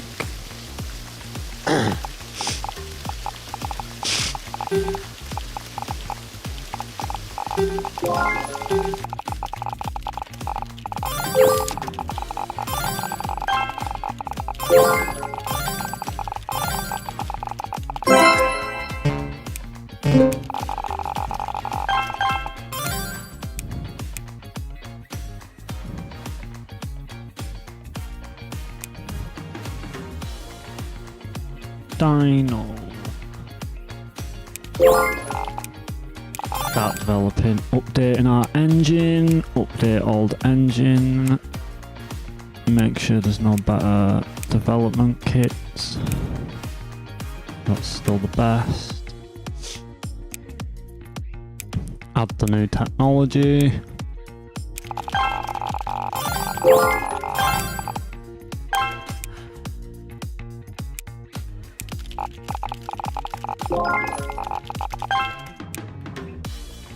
Do commission work.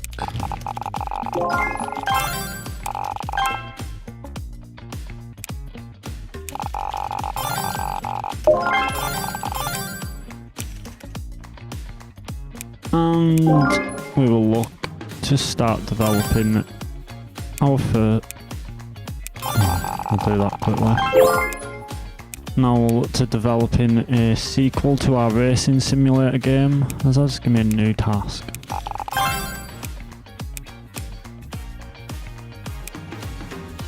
So we want a sequel to Aldyz Legacy Racing first. We'll make it Racing Action.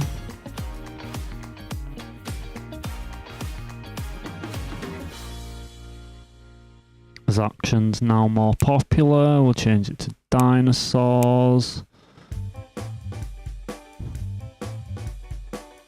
Dinosaurs and food.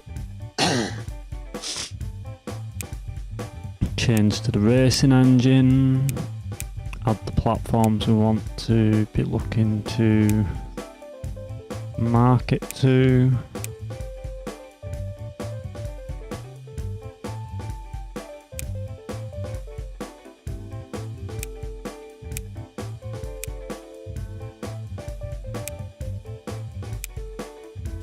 By copy protection, so people can't burn our CDs. Try to fight against piracy, I guess. And then we need to make our game a B+, because it's got over 10 features.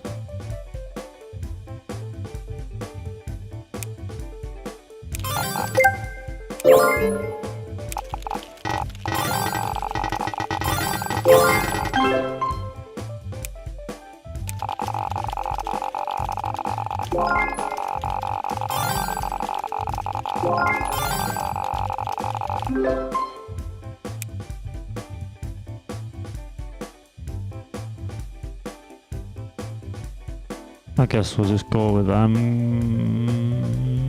I guess we'll go with Data West. We've got the best relationship with them.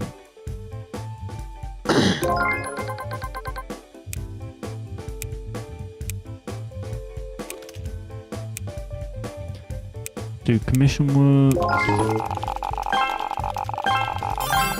And then we want to develop another sequel. Take this. We'll make that a platformer.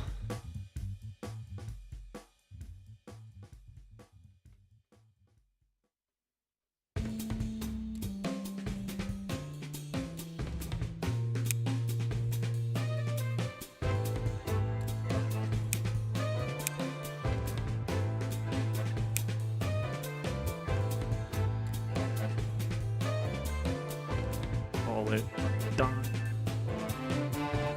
Stores, food.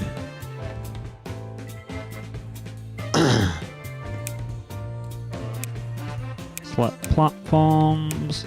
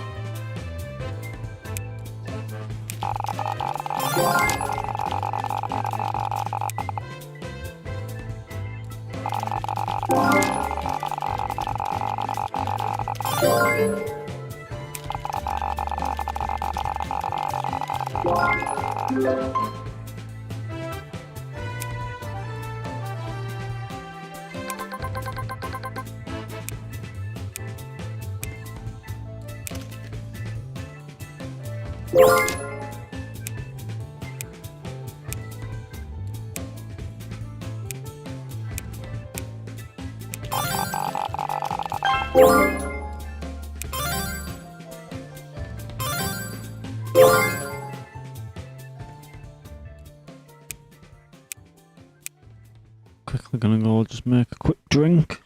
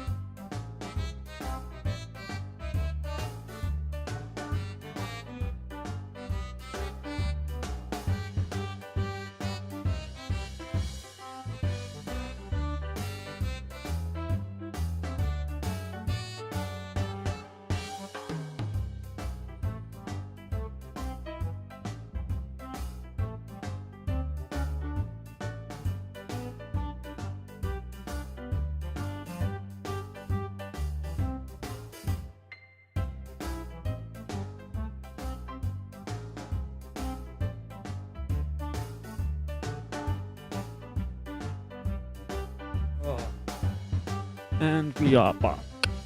Right. Basically, just a case of seeing how these games sell.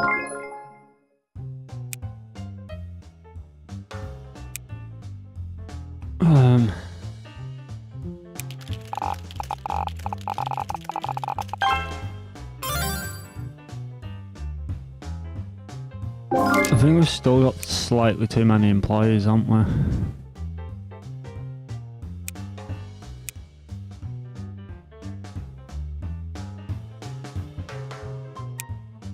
Oh, we worked to keep them, didn't we?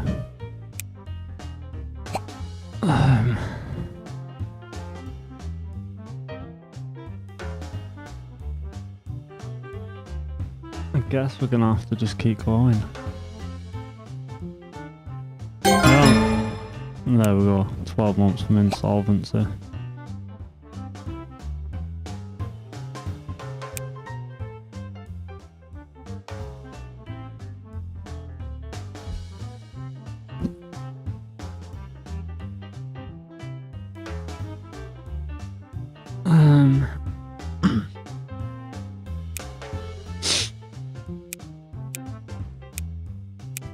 We'll develop an update.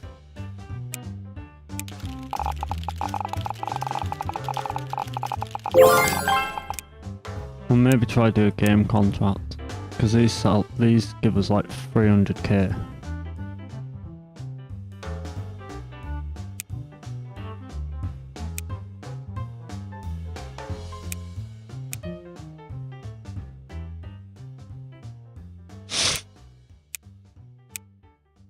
We'll get Pirates and Pets up because they're a good one to get up.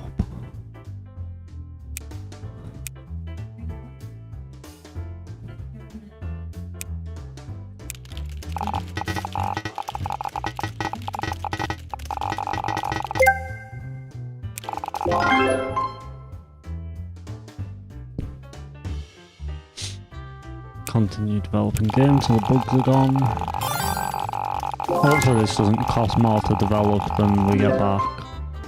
Hand over. And we made 100k, that's good. So we basically just need to keep doing that and develop that other game.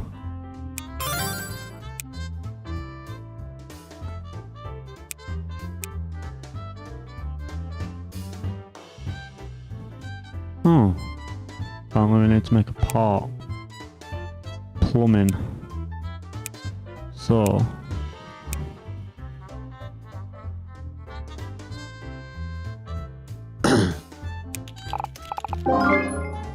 Do that. And then go back to there. Do that. There we go, right there. Do this. Movies.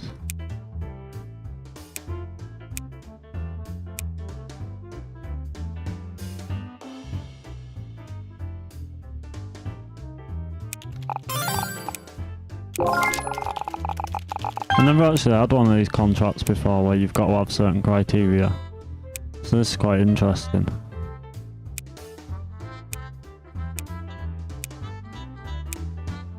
What's it called? The Wild Snake. Skill Adventure Plumbing Movies.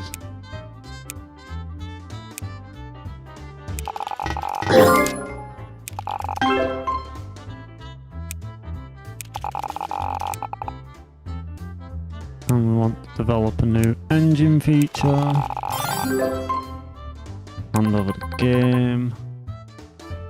Here's.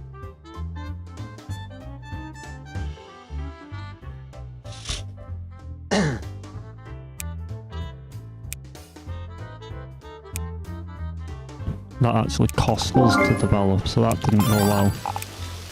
But either way, we'll have got some experience doing it. So if we do this, do action, because we always do better with action, because that's our speciality. We'll do pirate. No, we'll do dinosaurs. No. Plumbing. Anything. Right. Dinosaurs. Pirates.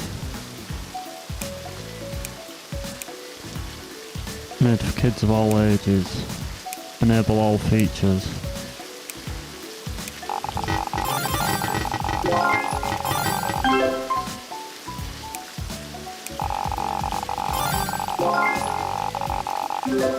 Hand over.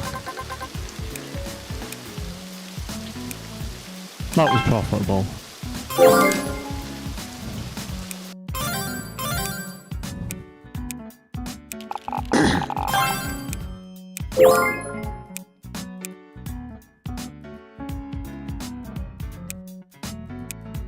Personal computer has finally been released, which means we basically just developed for that going forward.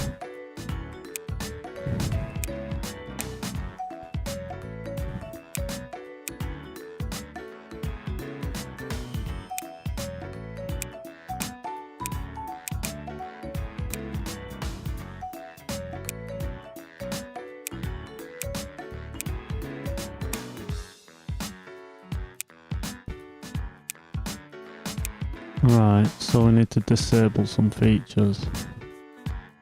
Disable that, disable that, disable that. Needs that, so I guess we'll get rid of control.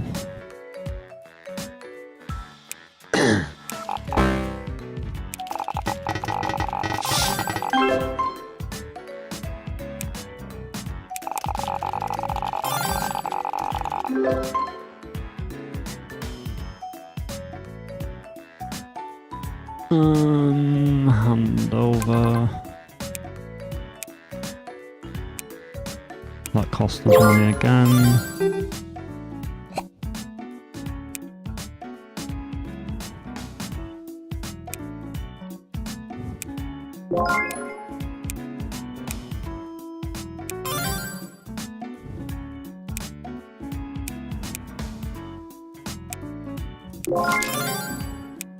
Right, so we want to update our racing engine,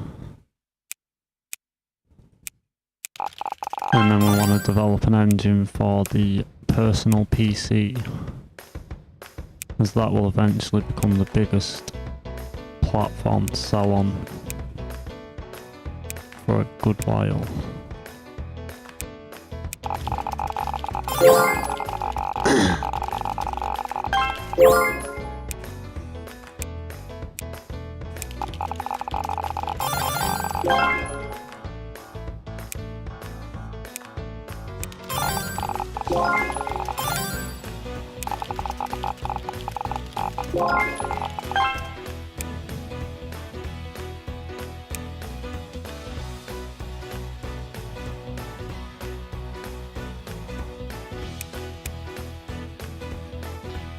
Alright, develop an add-on.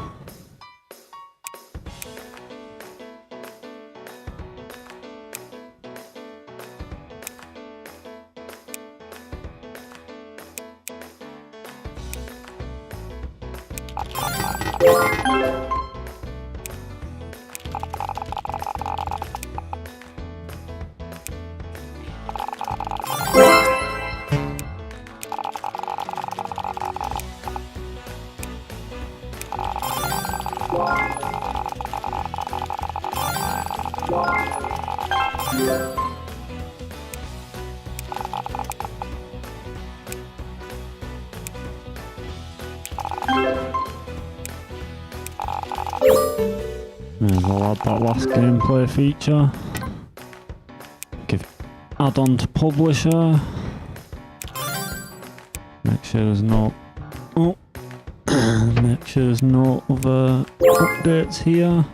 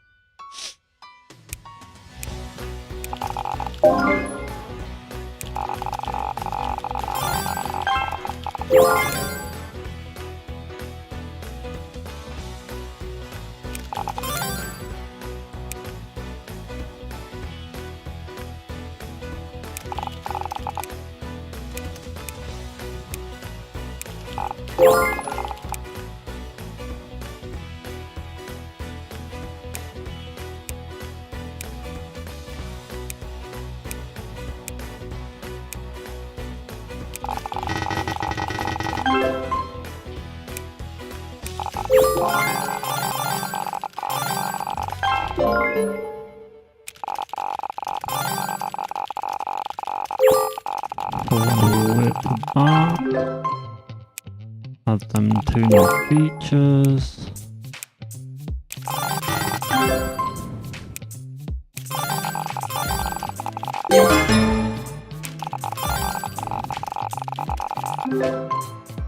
Hand over game. Really, I think we're waiting for the genre to change so we can get ahead of things again.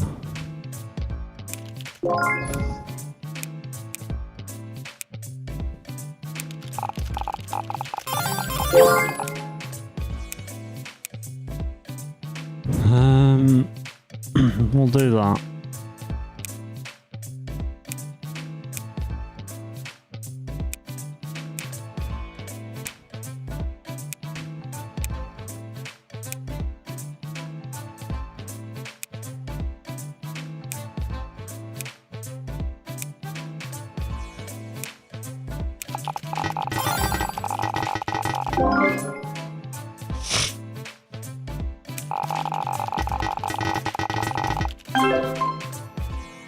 Continue development. I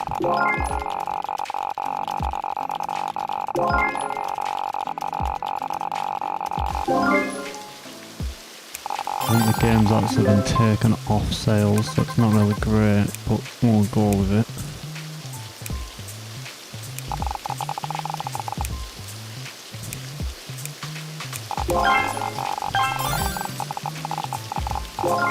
Neither of them add-ons are profitable. I think it's because the game was already taken off the market though, which doesn't help us.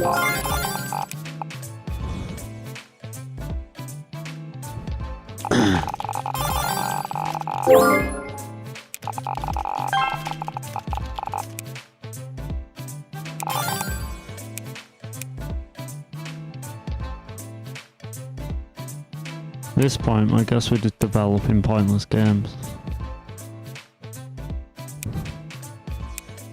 For the experience.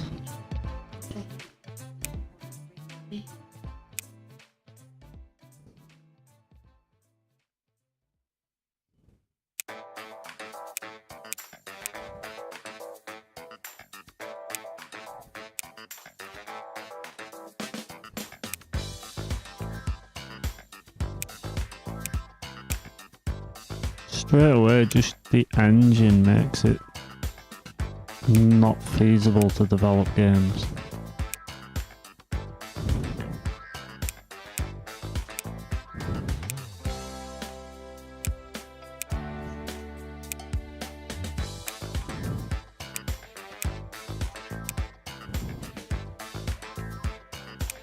Well, I guess we won't do that then.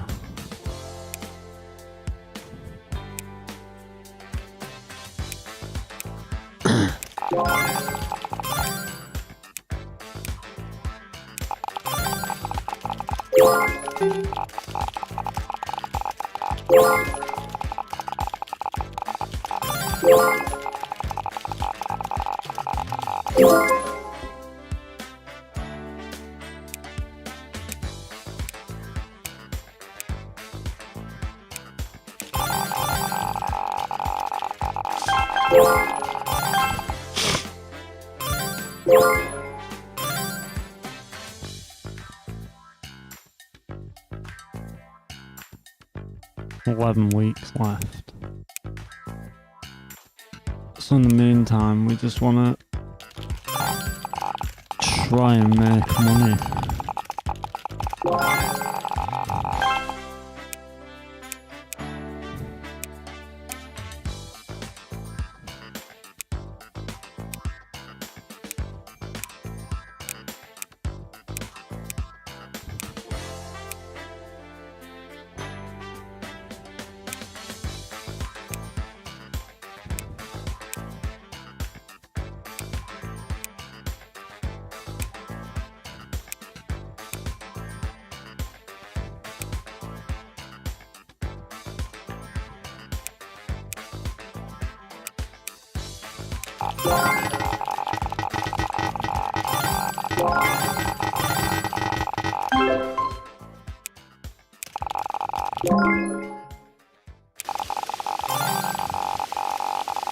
6 weeks.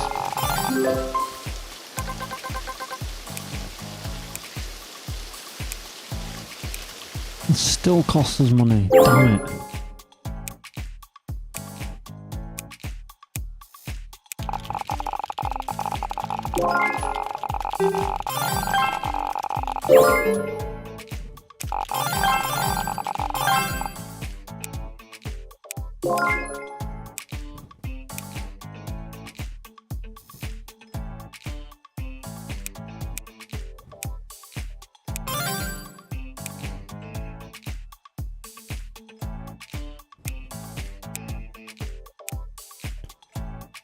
How many weeks have we got to wait? 1 week. There we go. Boom, and it's action. Action is our specialty. So we should actually have a chance of getting ahead here. So, castle. And end automation. Play.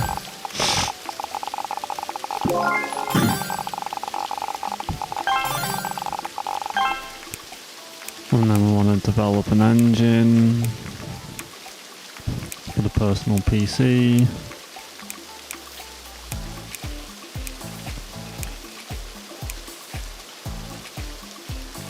Action. Features.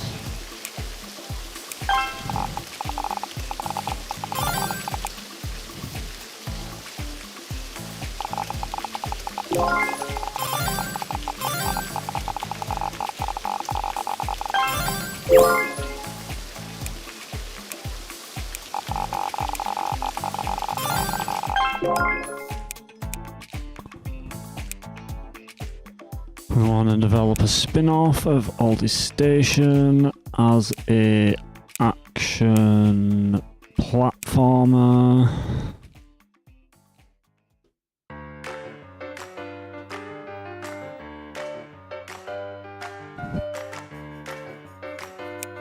With castles.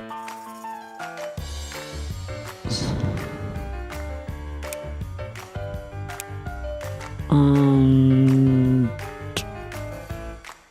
pirates, no, dinosaurs, cyberspace.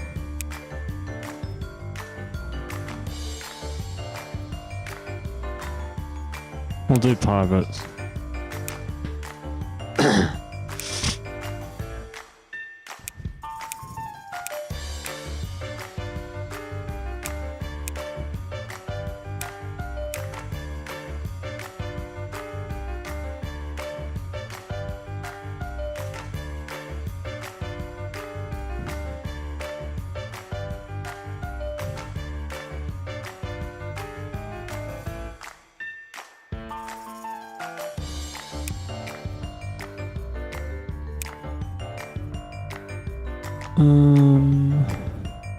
I guess we'll go with that. Maybe we just won't develop for that. No, they've got too big a market share not to.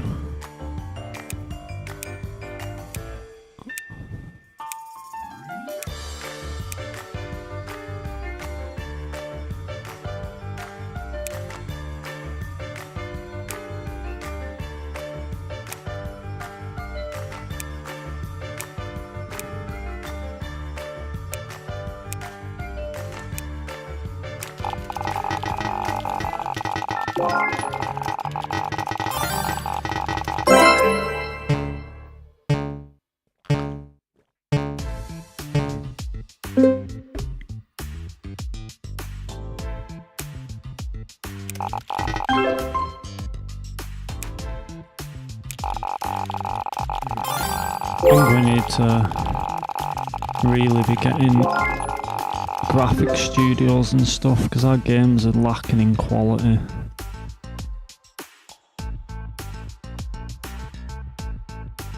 And they shouldn't be at this point.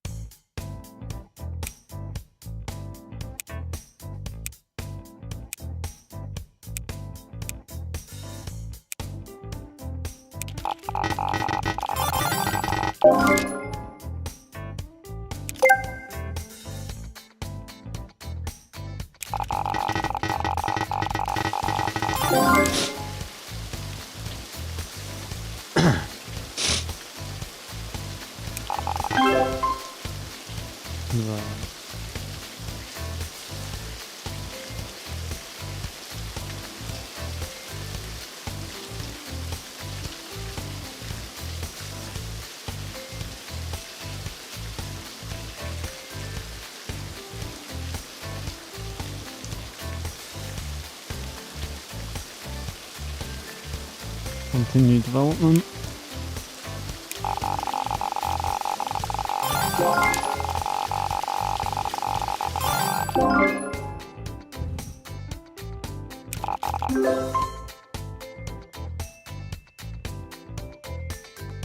Right.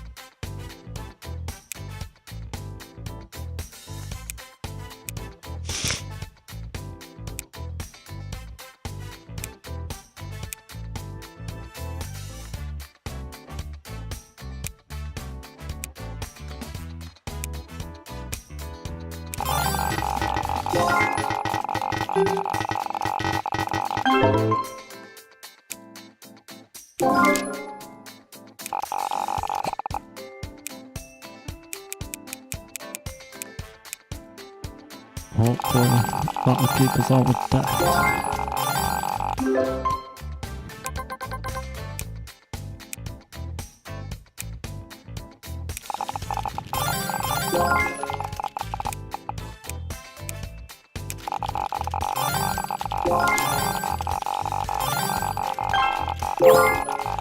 There we go, we're all of a sudden starting to make money.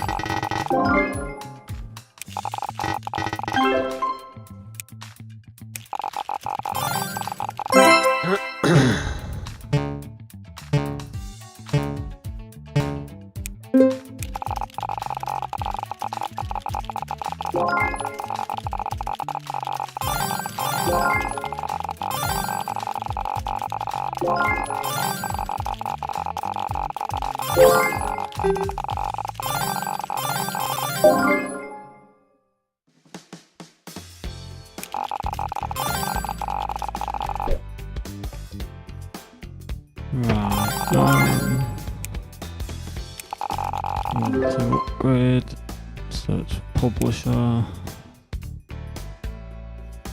go then.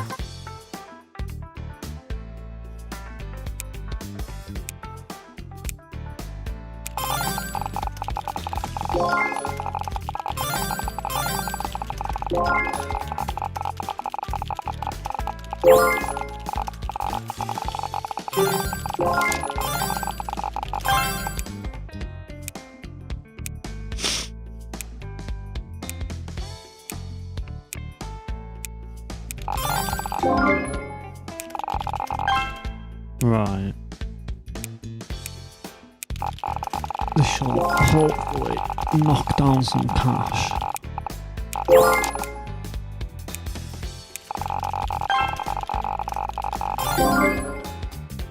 Yeah, this nearly gets out of that.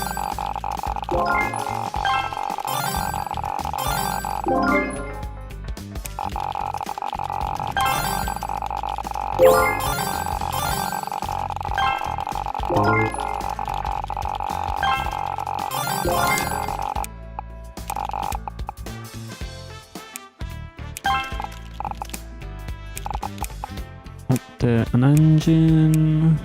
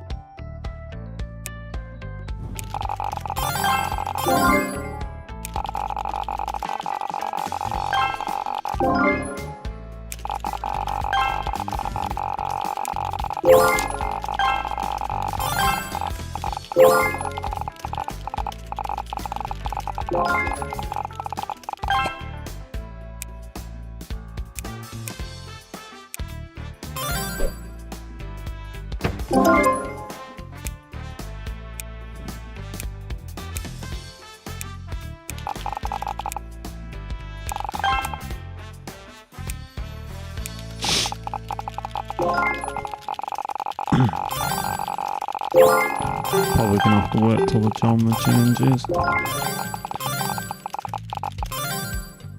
Wait till that's done, develop a new engine.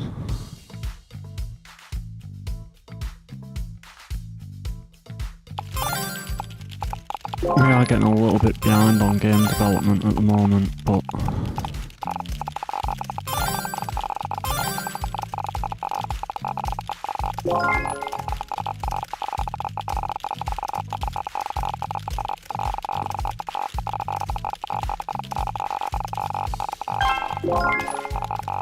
I think what we should do, we need pharaohs.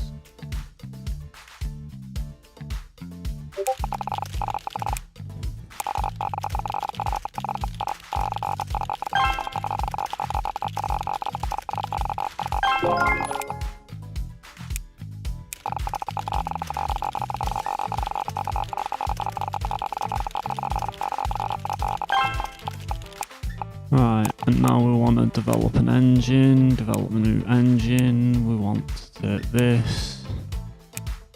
We want to make a roleplay game engine.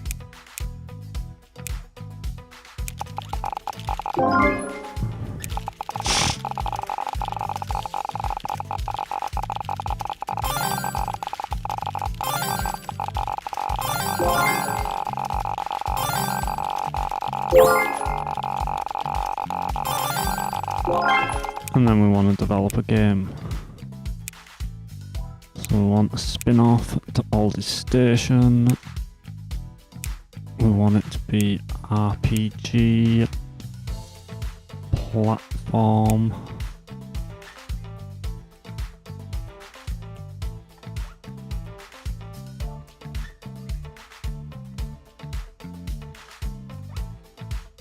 RPG platformer. Pharaohs and pirates.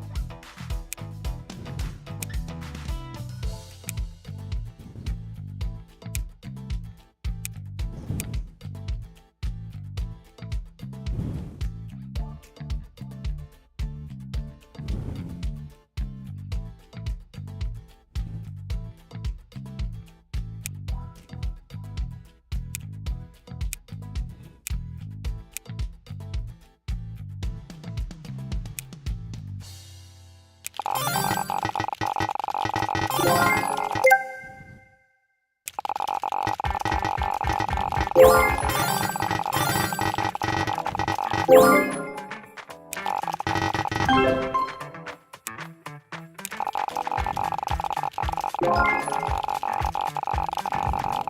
we're drastically losing money.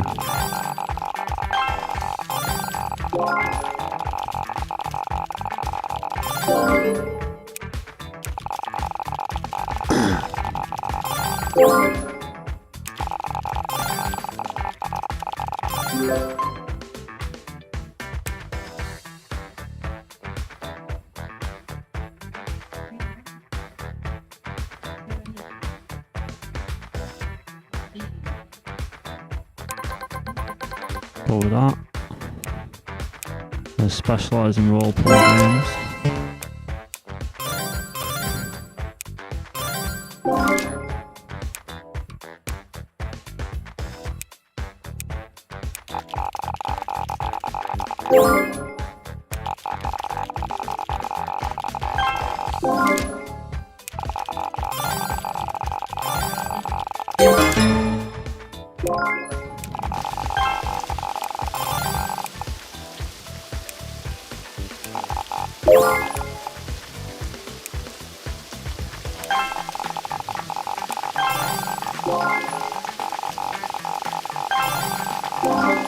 There we go.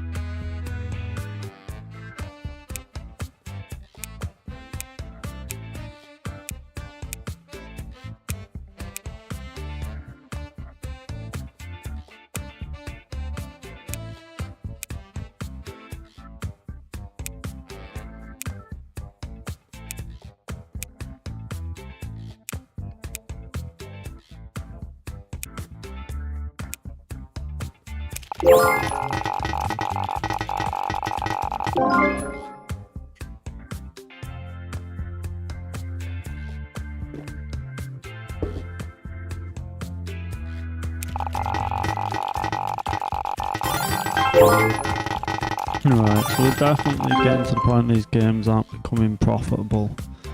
So I need to expand. I think we're going to have to get into debt to get out of debt.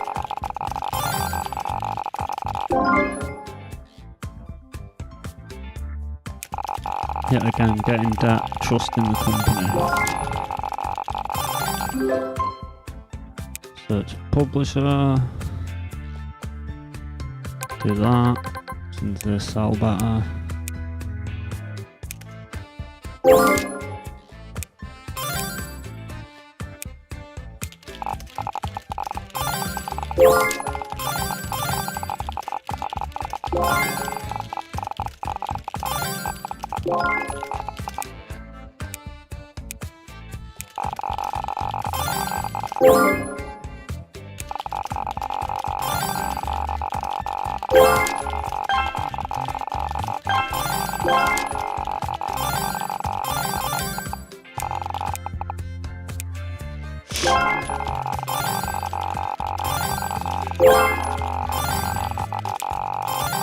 It's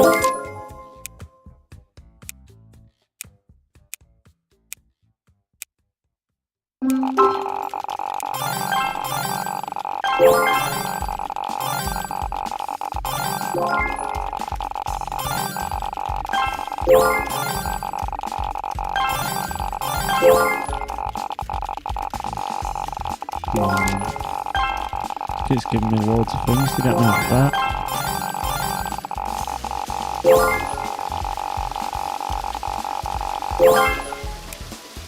I don't know if it's even worth developing an add-on at this point.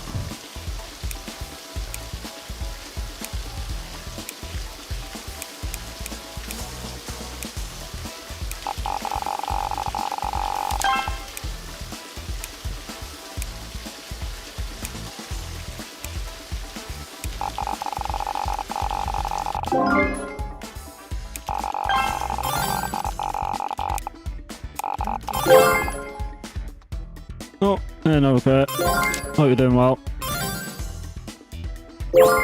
Just playing this game development tycoon game at the moment. Currently teetering on the edge of bankruptcy and becoming a successful game company.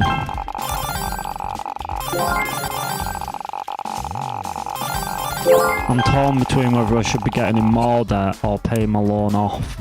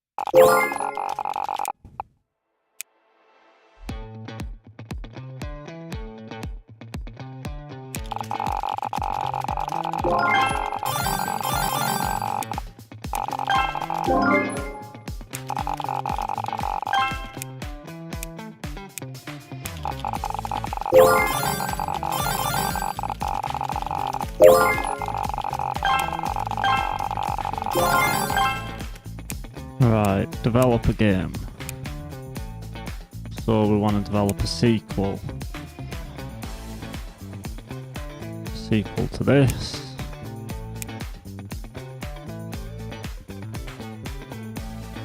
It can be a platformer, or we'll just make it a direct sequel.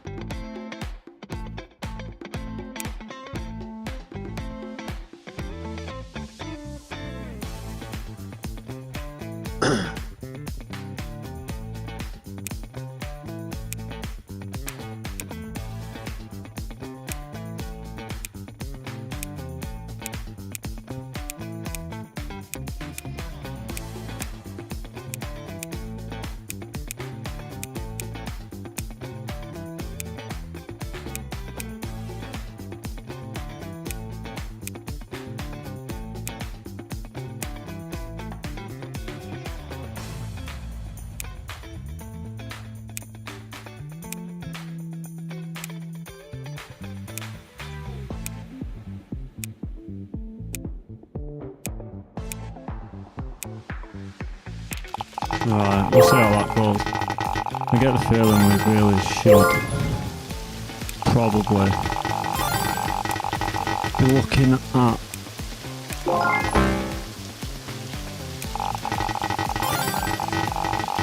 probably getting a loan to get out of bankruptcy.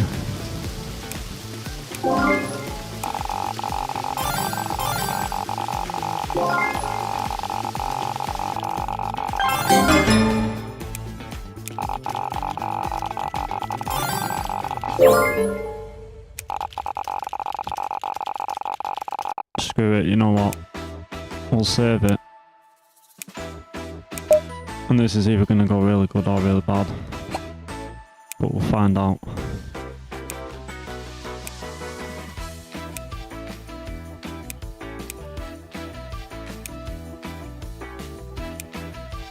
That's 7 mil. That's 100. That's 125. That's 90 mil. That's 100 mil. So we can't afford any more rooms after this anyway. So no matter what, we're going to have to make this space do us.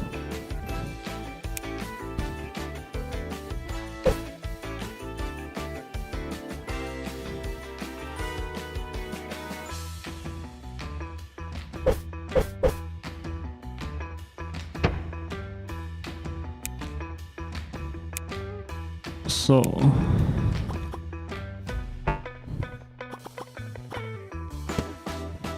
we'll do that, take that, move that here,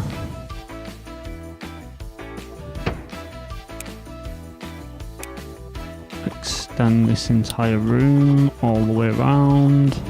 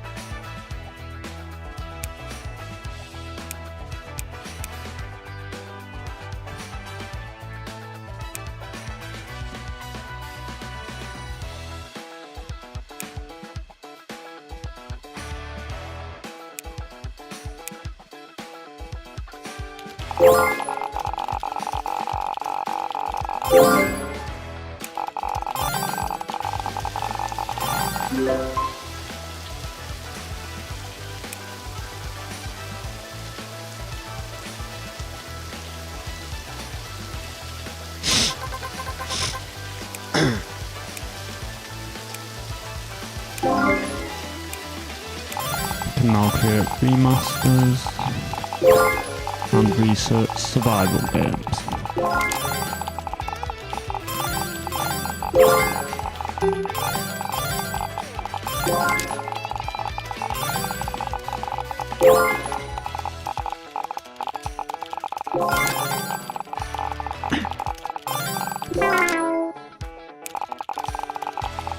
Alright, looks like sometimes you just got to take a gamble on yourself if you want to be successful. It seems like we've made a good choice expanding.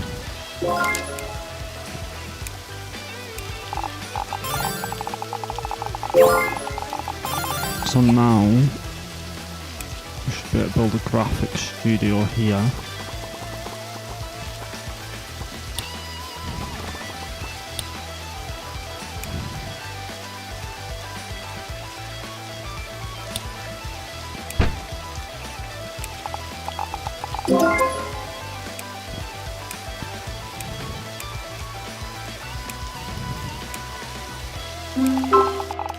So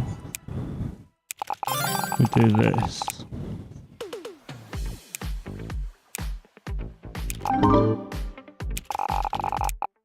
Take everyone here. Not too bad, 50. Hope you're doing well today. Just playing this, it's called Mad Games Tycoon. It's basically a game development simulator that I've been playing for like the last month. I've been absolutely addicted to it, so I was like, well, I guess I may as well stream some of it. Oh, we're wanting graphic designers, aren't we? Take all the graphic designers and put them in the graphic design studio.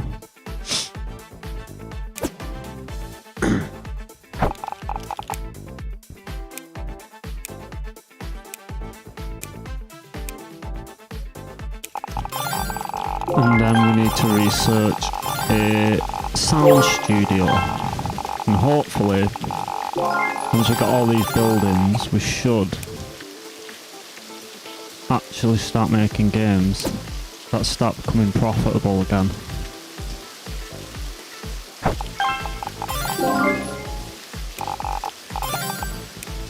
As I believe we ended up getting a bit behind the technology.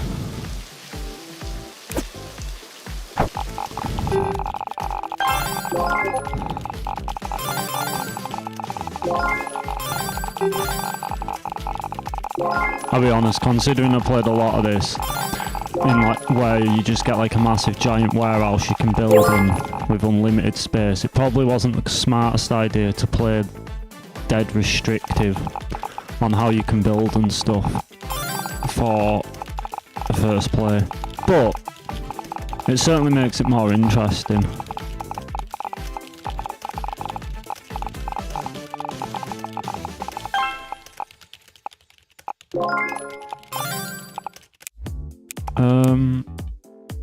Update, get research a new gameplay feature, new game plus.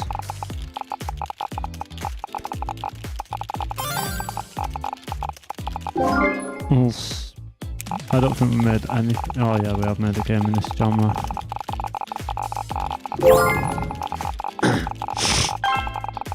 Really, we're just aiming to get back ahead of the technology that we've ended up lagging behind on.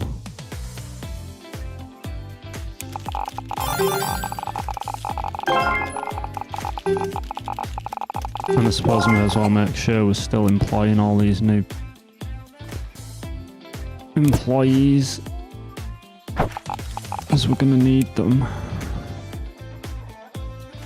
guess the best way to do it is do it via rooms and then just put everyone else in the big room. So research. Oh.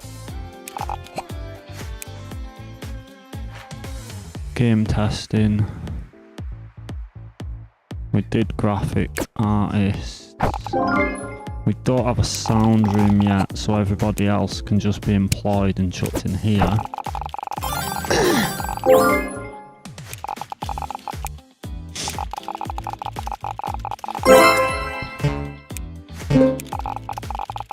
How long is this trending for? 26 more weeks.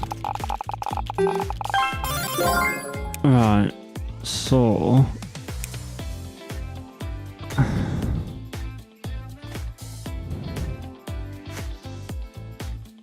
really, I guess we ought to try get these. We'll just hold off a sec though, because we don't want to go bankrupt. And we're going to need to build a sound studio.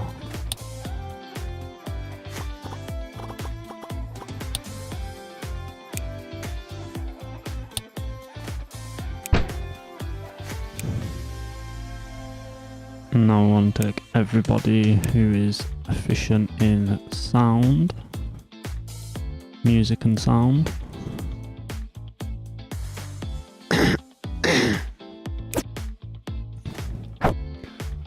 I want to put them in there.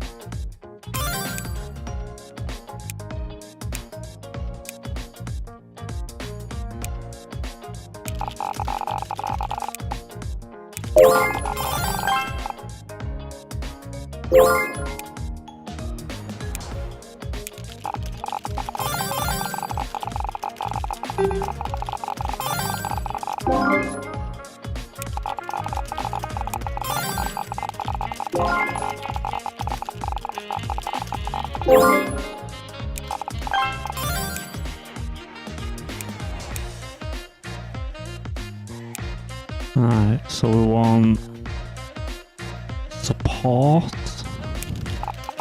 and then marketing, I guess.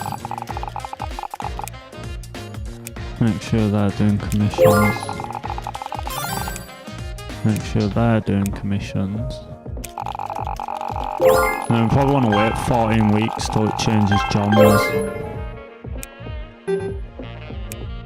Although we have just run out of games. So maybe.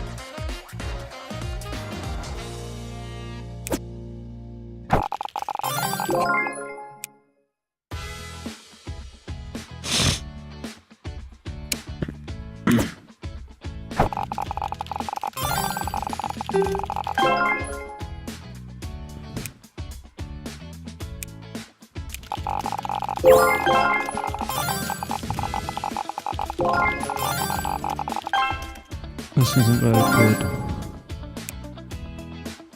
We don't know what it's going to change to, but we can't really make any money. Best thing I can do is wait.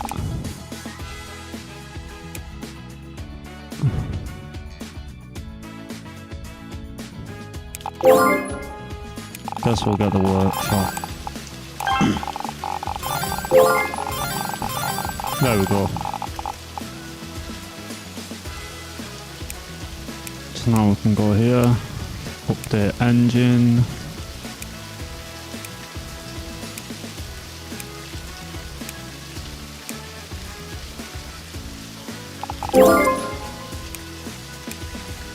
Oh, I haven't got any games to advertise.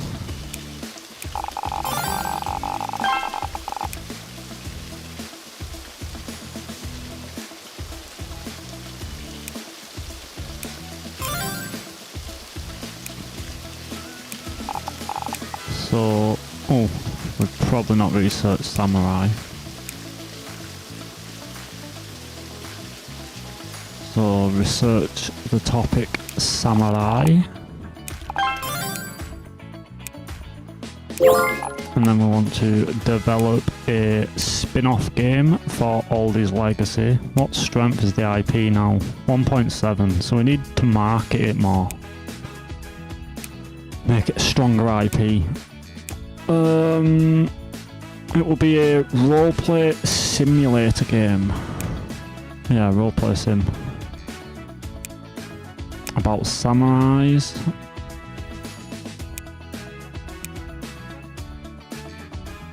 And pirates.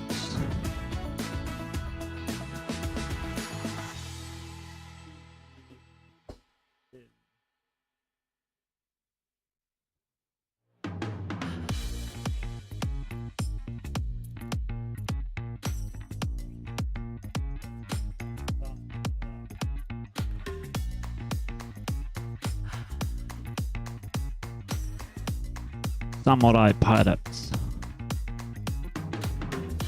I get the feeling that won't leave me any extra letters though. Oh no, there's still plenty.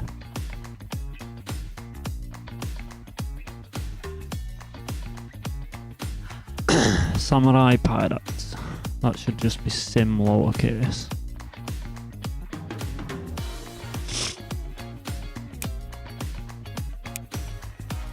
I want to change engines. And this has got level 3 tech, so really we only want consoles that can play level 3 tech.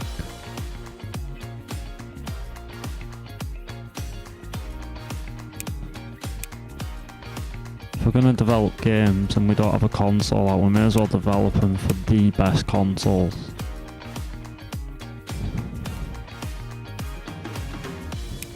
even if the market's shitter. Mind my French. So, update our copyright protection. May as well leave that middle. I believe one of the topics is a 12 anyway. Go as an A game.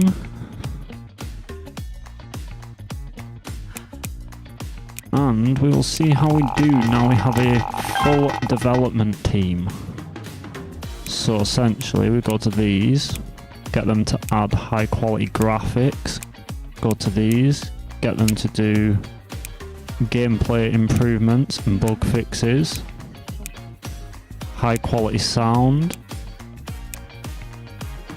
and now these games should become successful. Oh my god, did that just automate and start doing that? That's just got me like 10 mil of debt. I guess I may as well finish it now. I already paid for it. God damn it, that was the last thing I wanted to do. Gotta watch that automation on your research room. Can literally be the difference between what makes and breaks a game. Just like it's probably going to do for me here, because now I'm 7 mil in debt. Which is going to cause problems.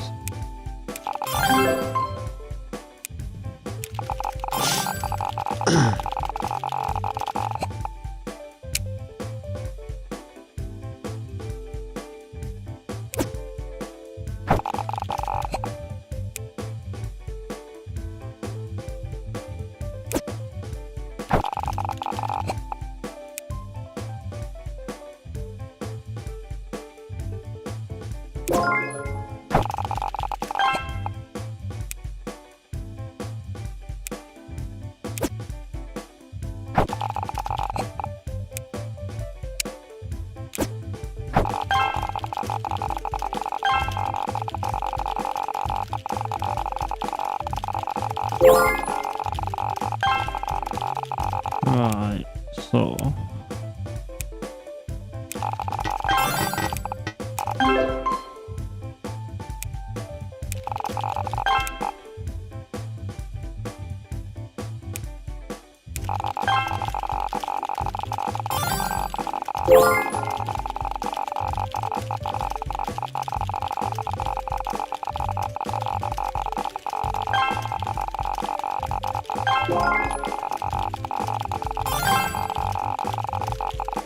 make sure we don't automate that again.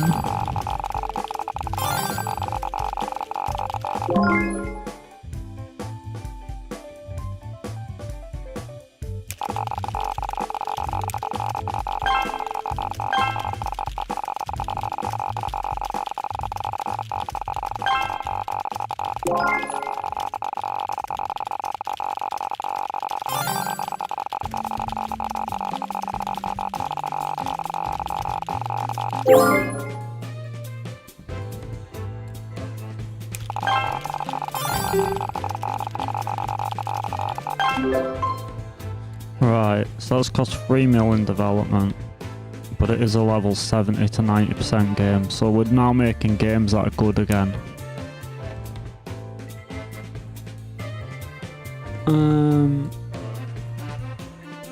Payment.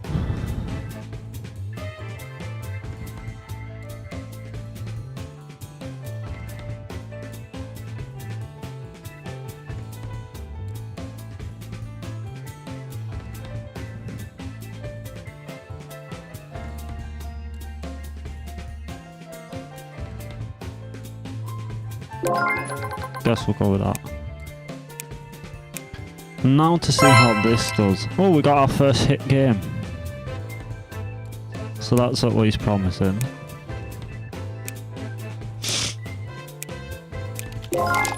Maybe start actually making up some of our losses.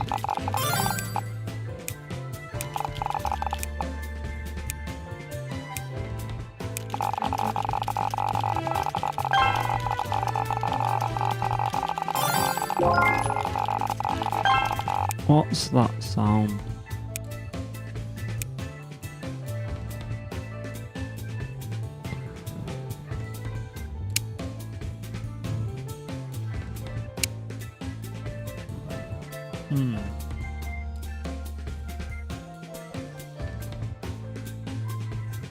See if it's that.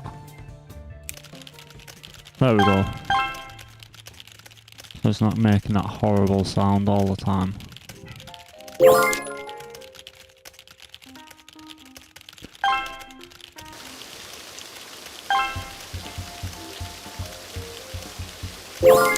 Well, we had a bit of a rocky start. I think we definitely had to just take a leap of faith and invest money, get into debt to get the company start making money, but it definitely seems like it might end up working out for us.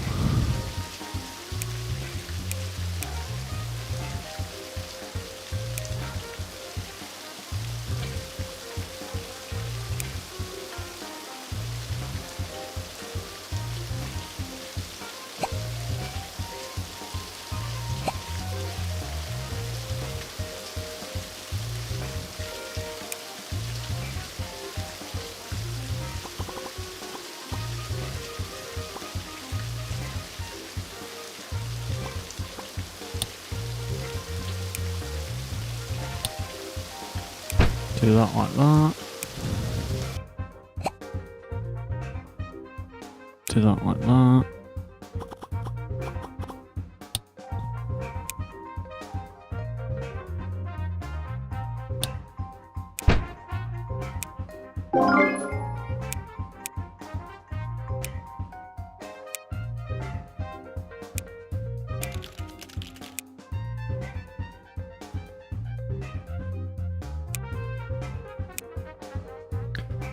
So we want office workers.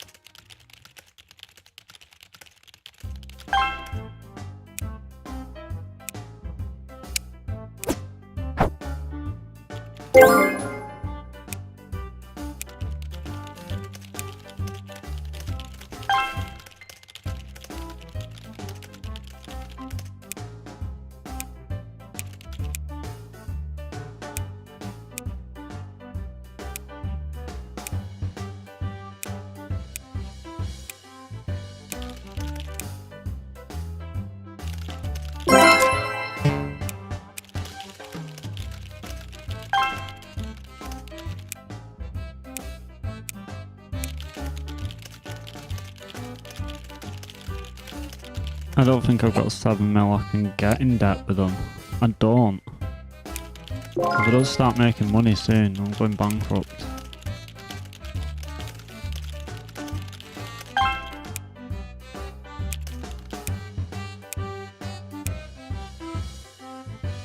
Oh boom, these will earn us a few mil. That's what we like to see.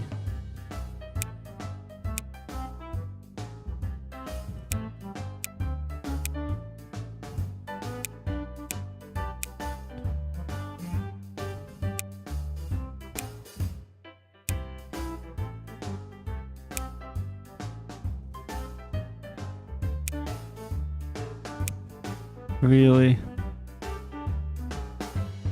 I guess I'll have to go with that.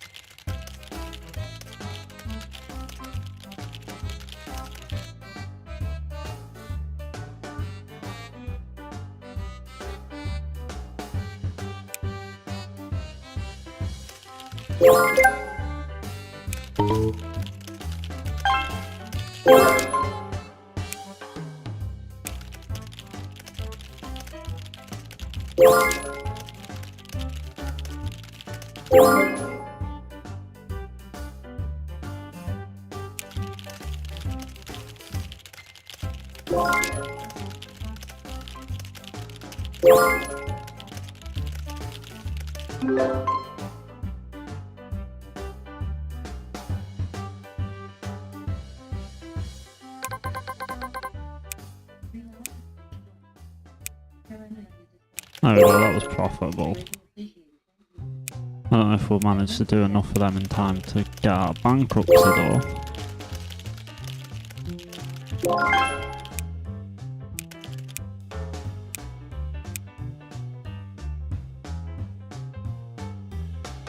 Maybe. We're lucky.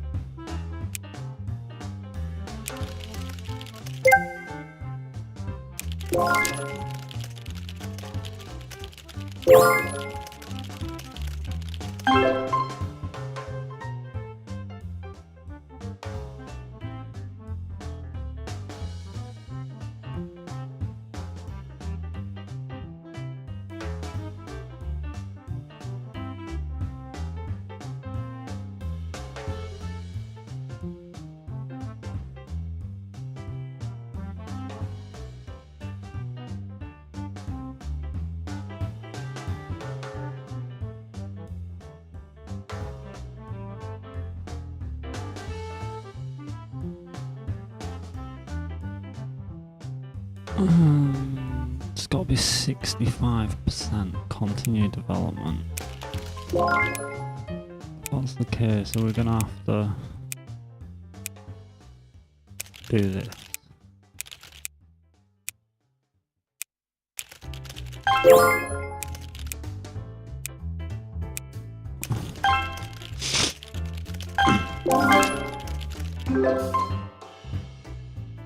And we're gonna go bankrupt.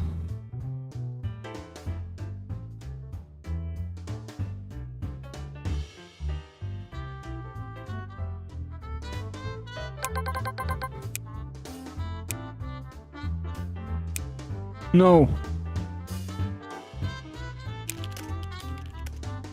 There's no way out of that. That's the end of the road. So that'll take us all the way back there. Which was just before we got into debt on everything.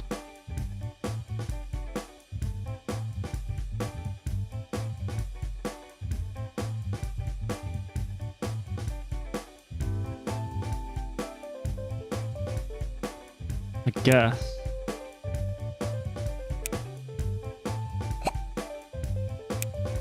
What we did work.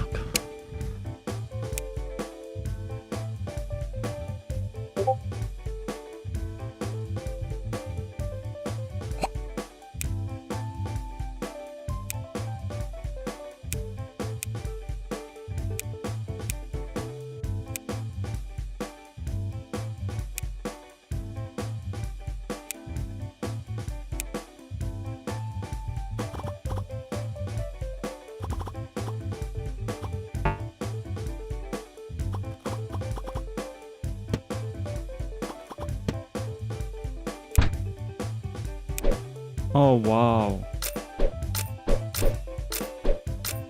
Oh yeah, you can do one, I'm not doing that.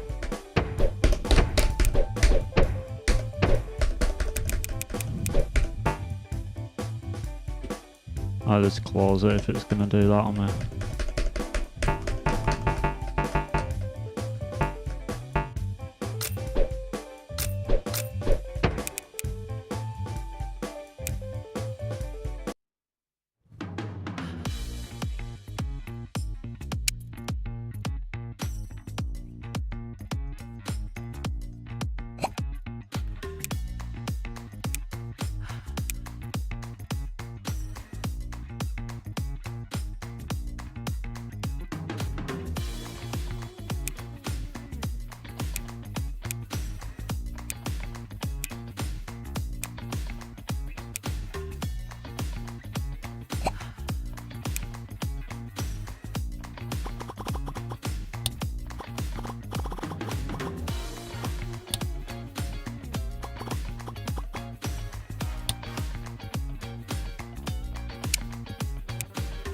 Tam. 2.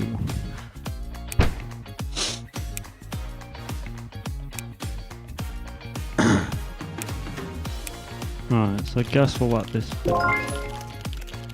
Well, no, I get. Even any point doing this? Not really, is there?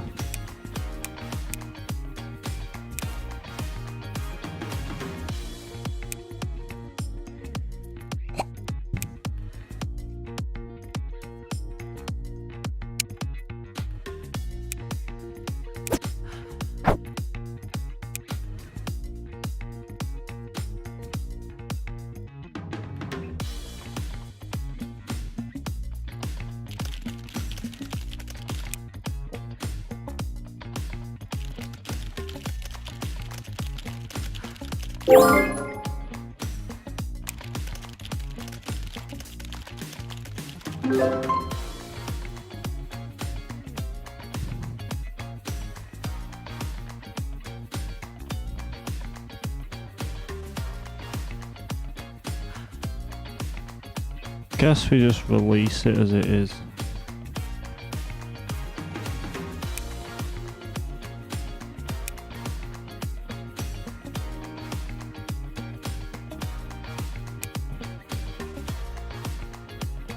Get it done and then we'll just get upgraded. The sooner we do, we start making better money anyway.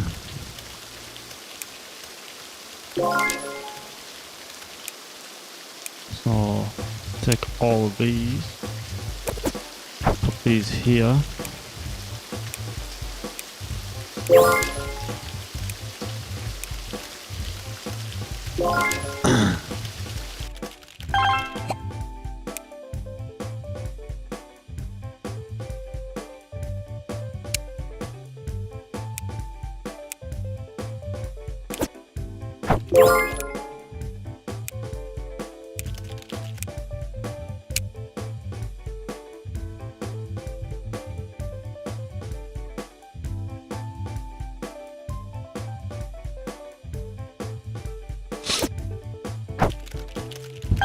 Put them over there.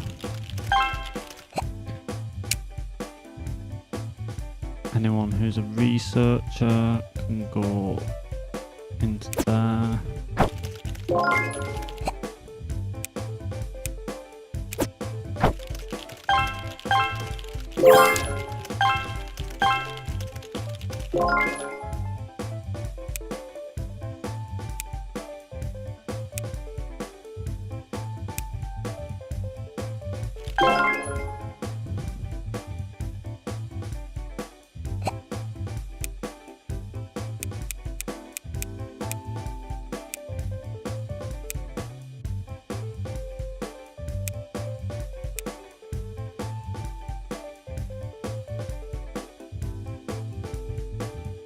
Right, so now we want to build a graphic studio.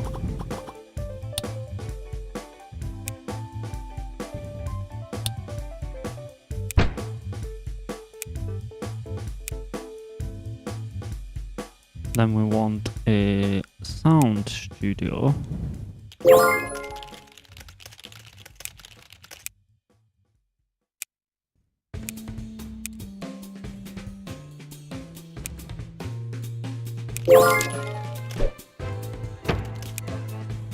Take anyone who's a graphic designer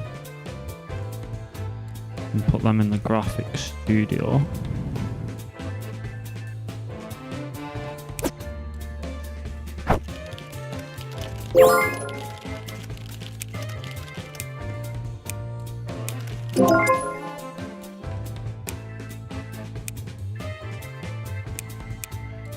We'll leave that for now. We don't really want to spend money, we're trying to save money.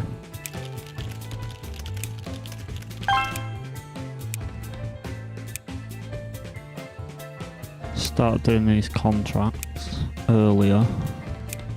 That way we may actually get out of debt instead of bankruptcy.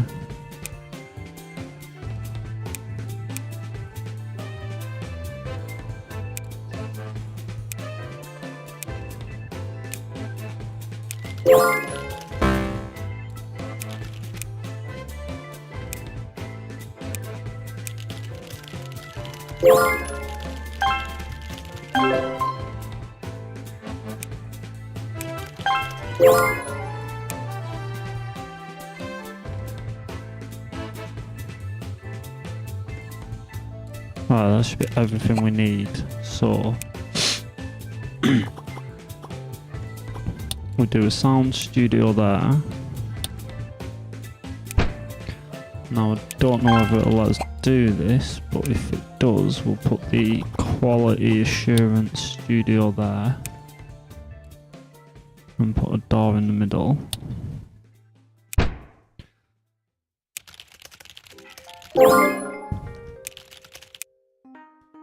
And then we want to take all our sound people. I don't think we've got any game testers currently. No.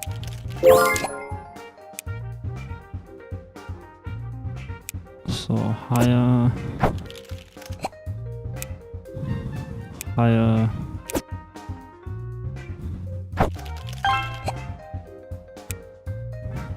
And unfortunately we'll have to put these in here. And they'll have to work on gameplay.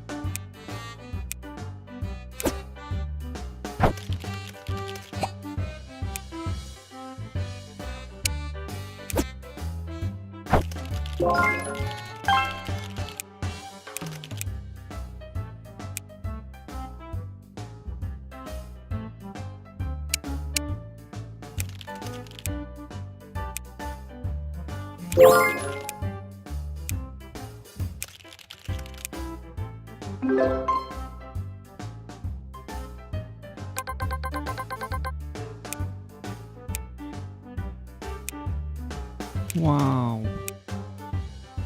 That wasn't beneficial for me.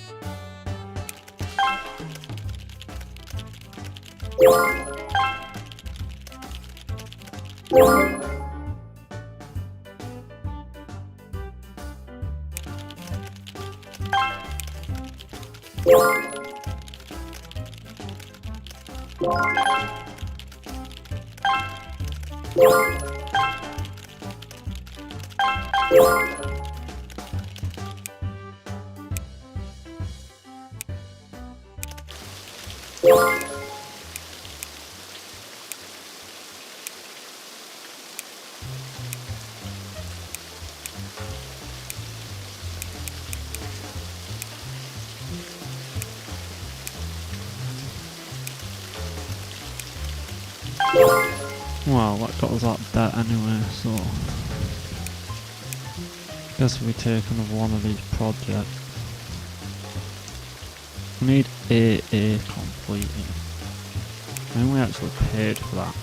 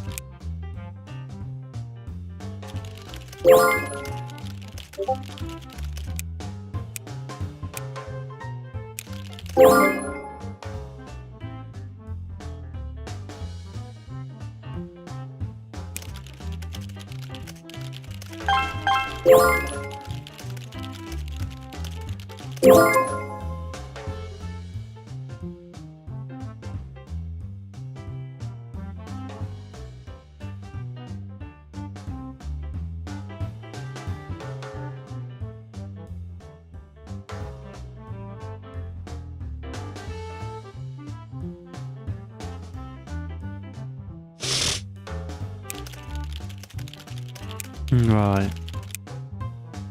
No matter what, we definitely need to be updating the engine and creating a game, as we are currently making no money at all.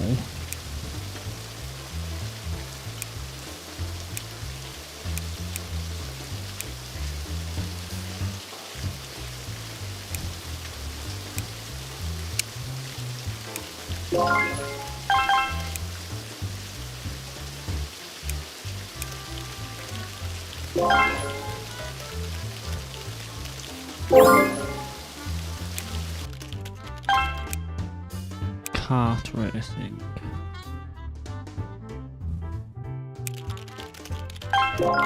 Right. So now we want to develop a game. A spin-off. We want it to be RPG sim.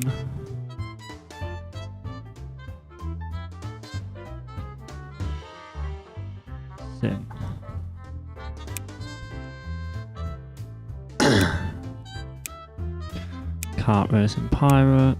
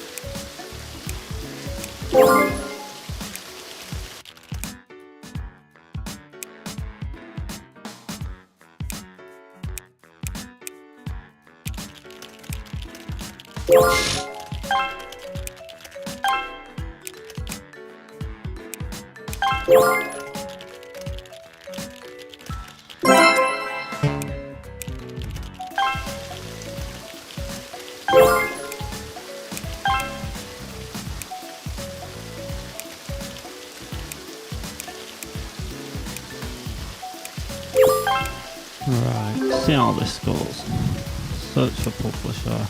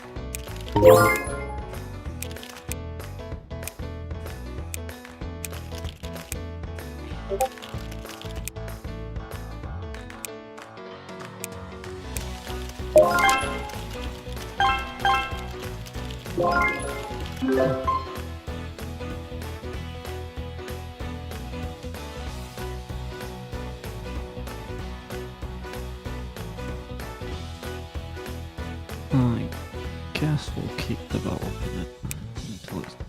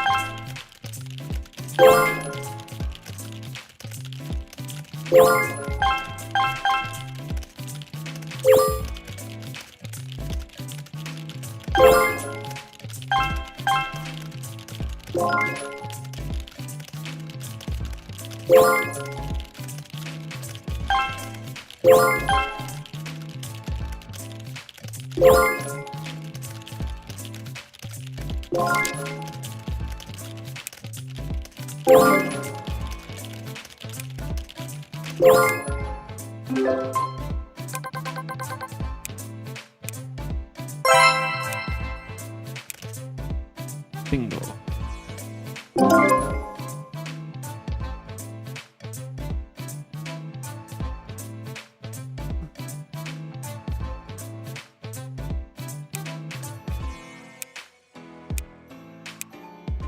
Right, so now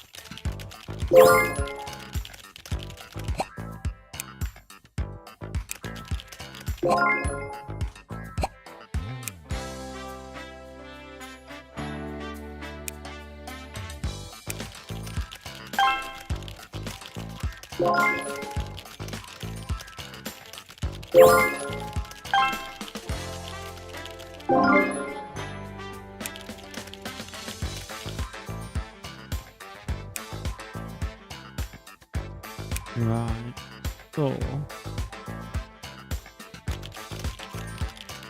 I think we've finally balanced things out to the point of, I think we'll save here of on a new slot, so we've got an update from our previous save.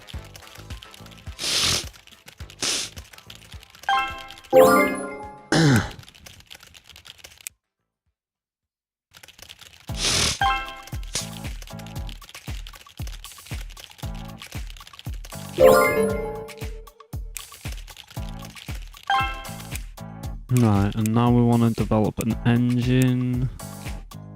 I don't think we've done the sports engine, no. So I want to develop a new sports engine. Buy all the development kits first.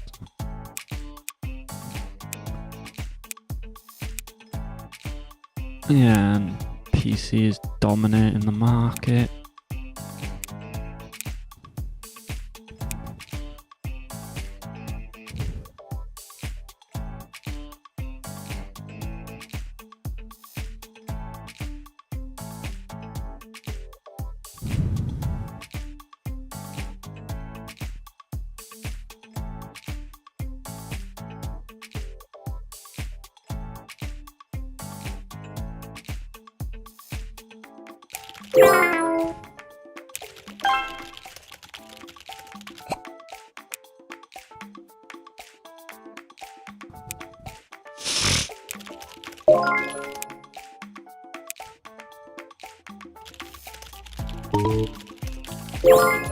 Alright, for now we should be okay anyway. No one cares if people are resigning. People can resign all day long.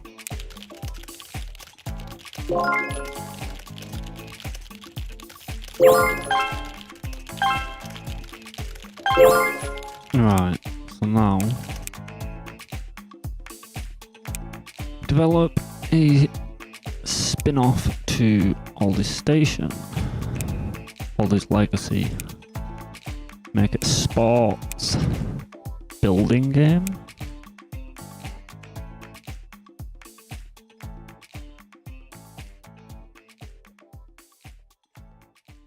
Probably gonna have to research magic, I assume.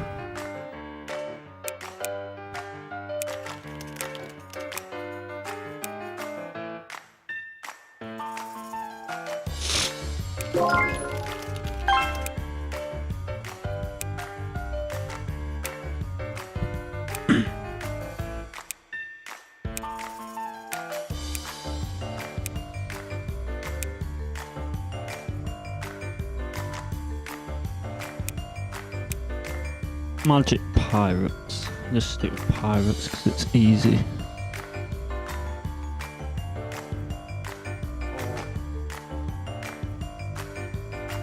Building.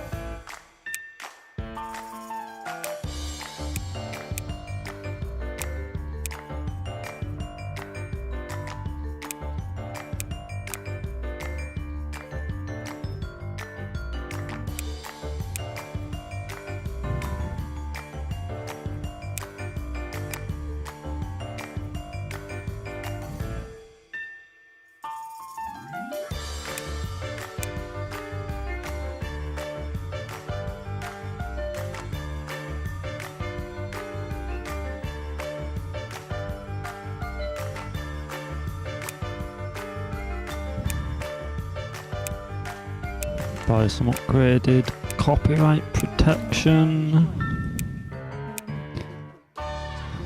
Equipped it.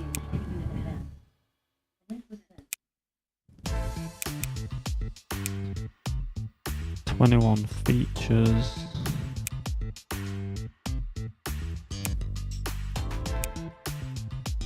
So should I really be doing that? Getting rid of a feature.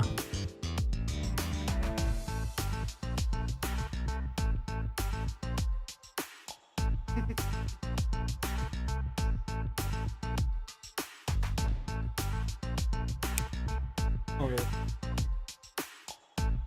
That's there if you do want it though, but I'll only do 5.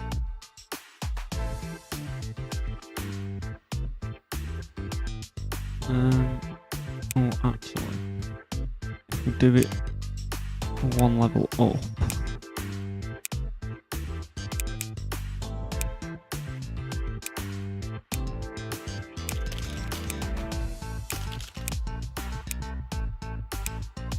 What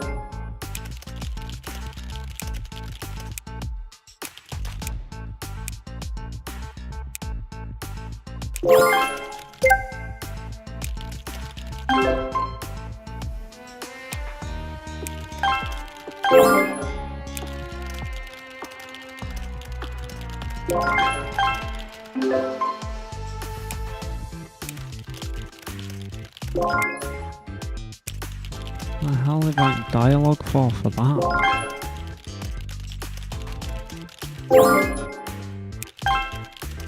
Better be paying me decent. I feel like cancelling it.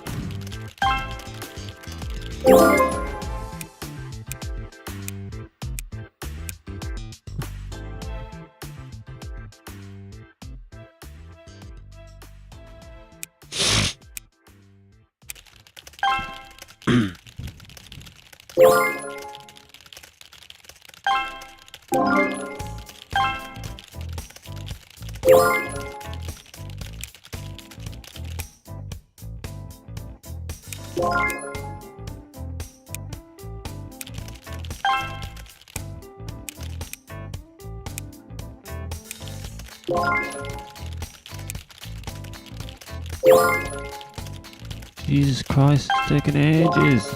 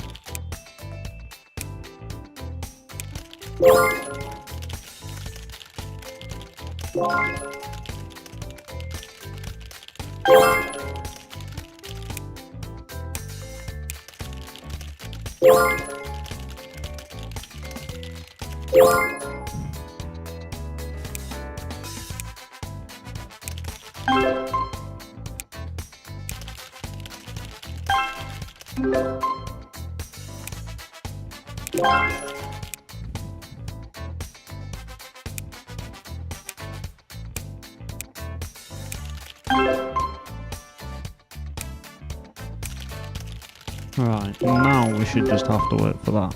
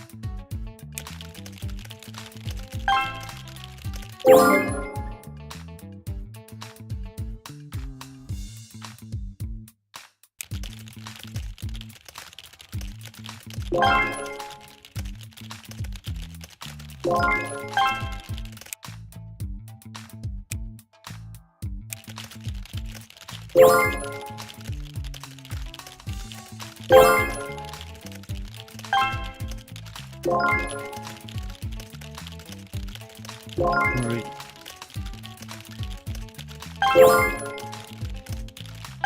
And we've entered a new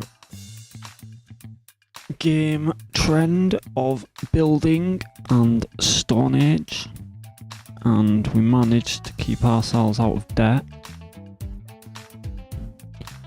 Still lagging a little bit behind, but I think we've caught up in game development, or at least developing games that are starting to become profitable again. We definitely got behind on technology, not having the graphics studio, that's for sure. Not sure whether next time if I was to play this I might just make it so I had a boosted amount of money so that I'd be able to just buy all the essentials for this underground bunker, but for a legitimate playthrough, this hasn't gone too bad. So I think what we'll do is we'll aim to save here, and we will aim to carry some more of this on tomorrow, most likely, as I will save it there, so we have a save that is specifically for live streaming. I'll double save it anyway, so we've got 2 saves, the bottom 2 slots. And I will see you again tomorrow in the next one. So if you've enjoyed watching, this is Mad Games Tycoon 2. It is actually currently available on Steam, so do consider checking it out if you've enjoyed watching. And if you've liked the content, please consider giving the video a like. It is honestly greatly appreciated, especially as being a small channel. And if you'd like to see more, consider subscribing. There's a lot of other content other than just this up on the channel worth checking out. So thank you and bye for now. Aldyz Station, over and out.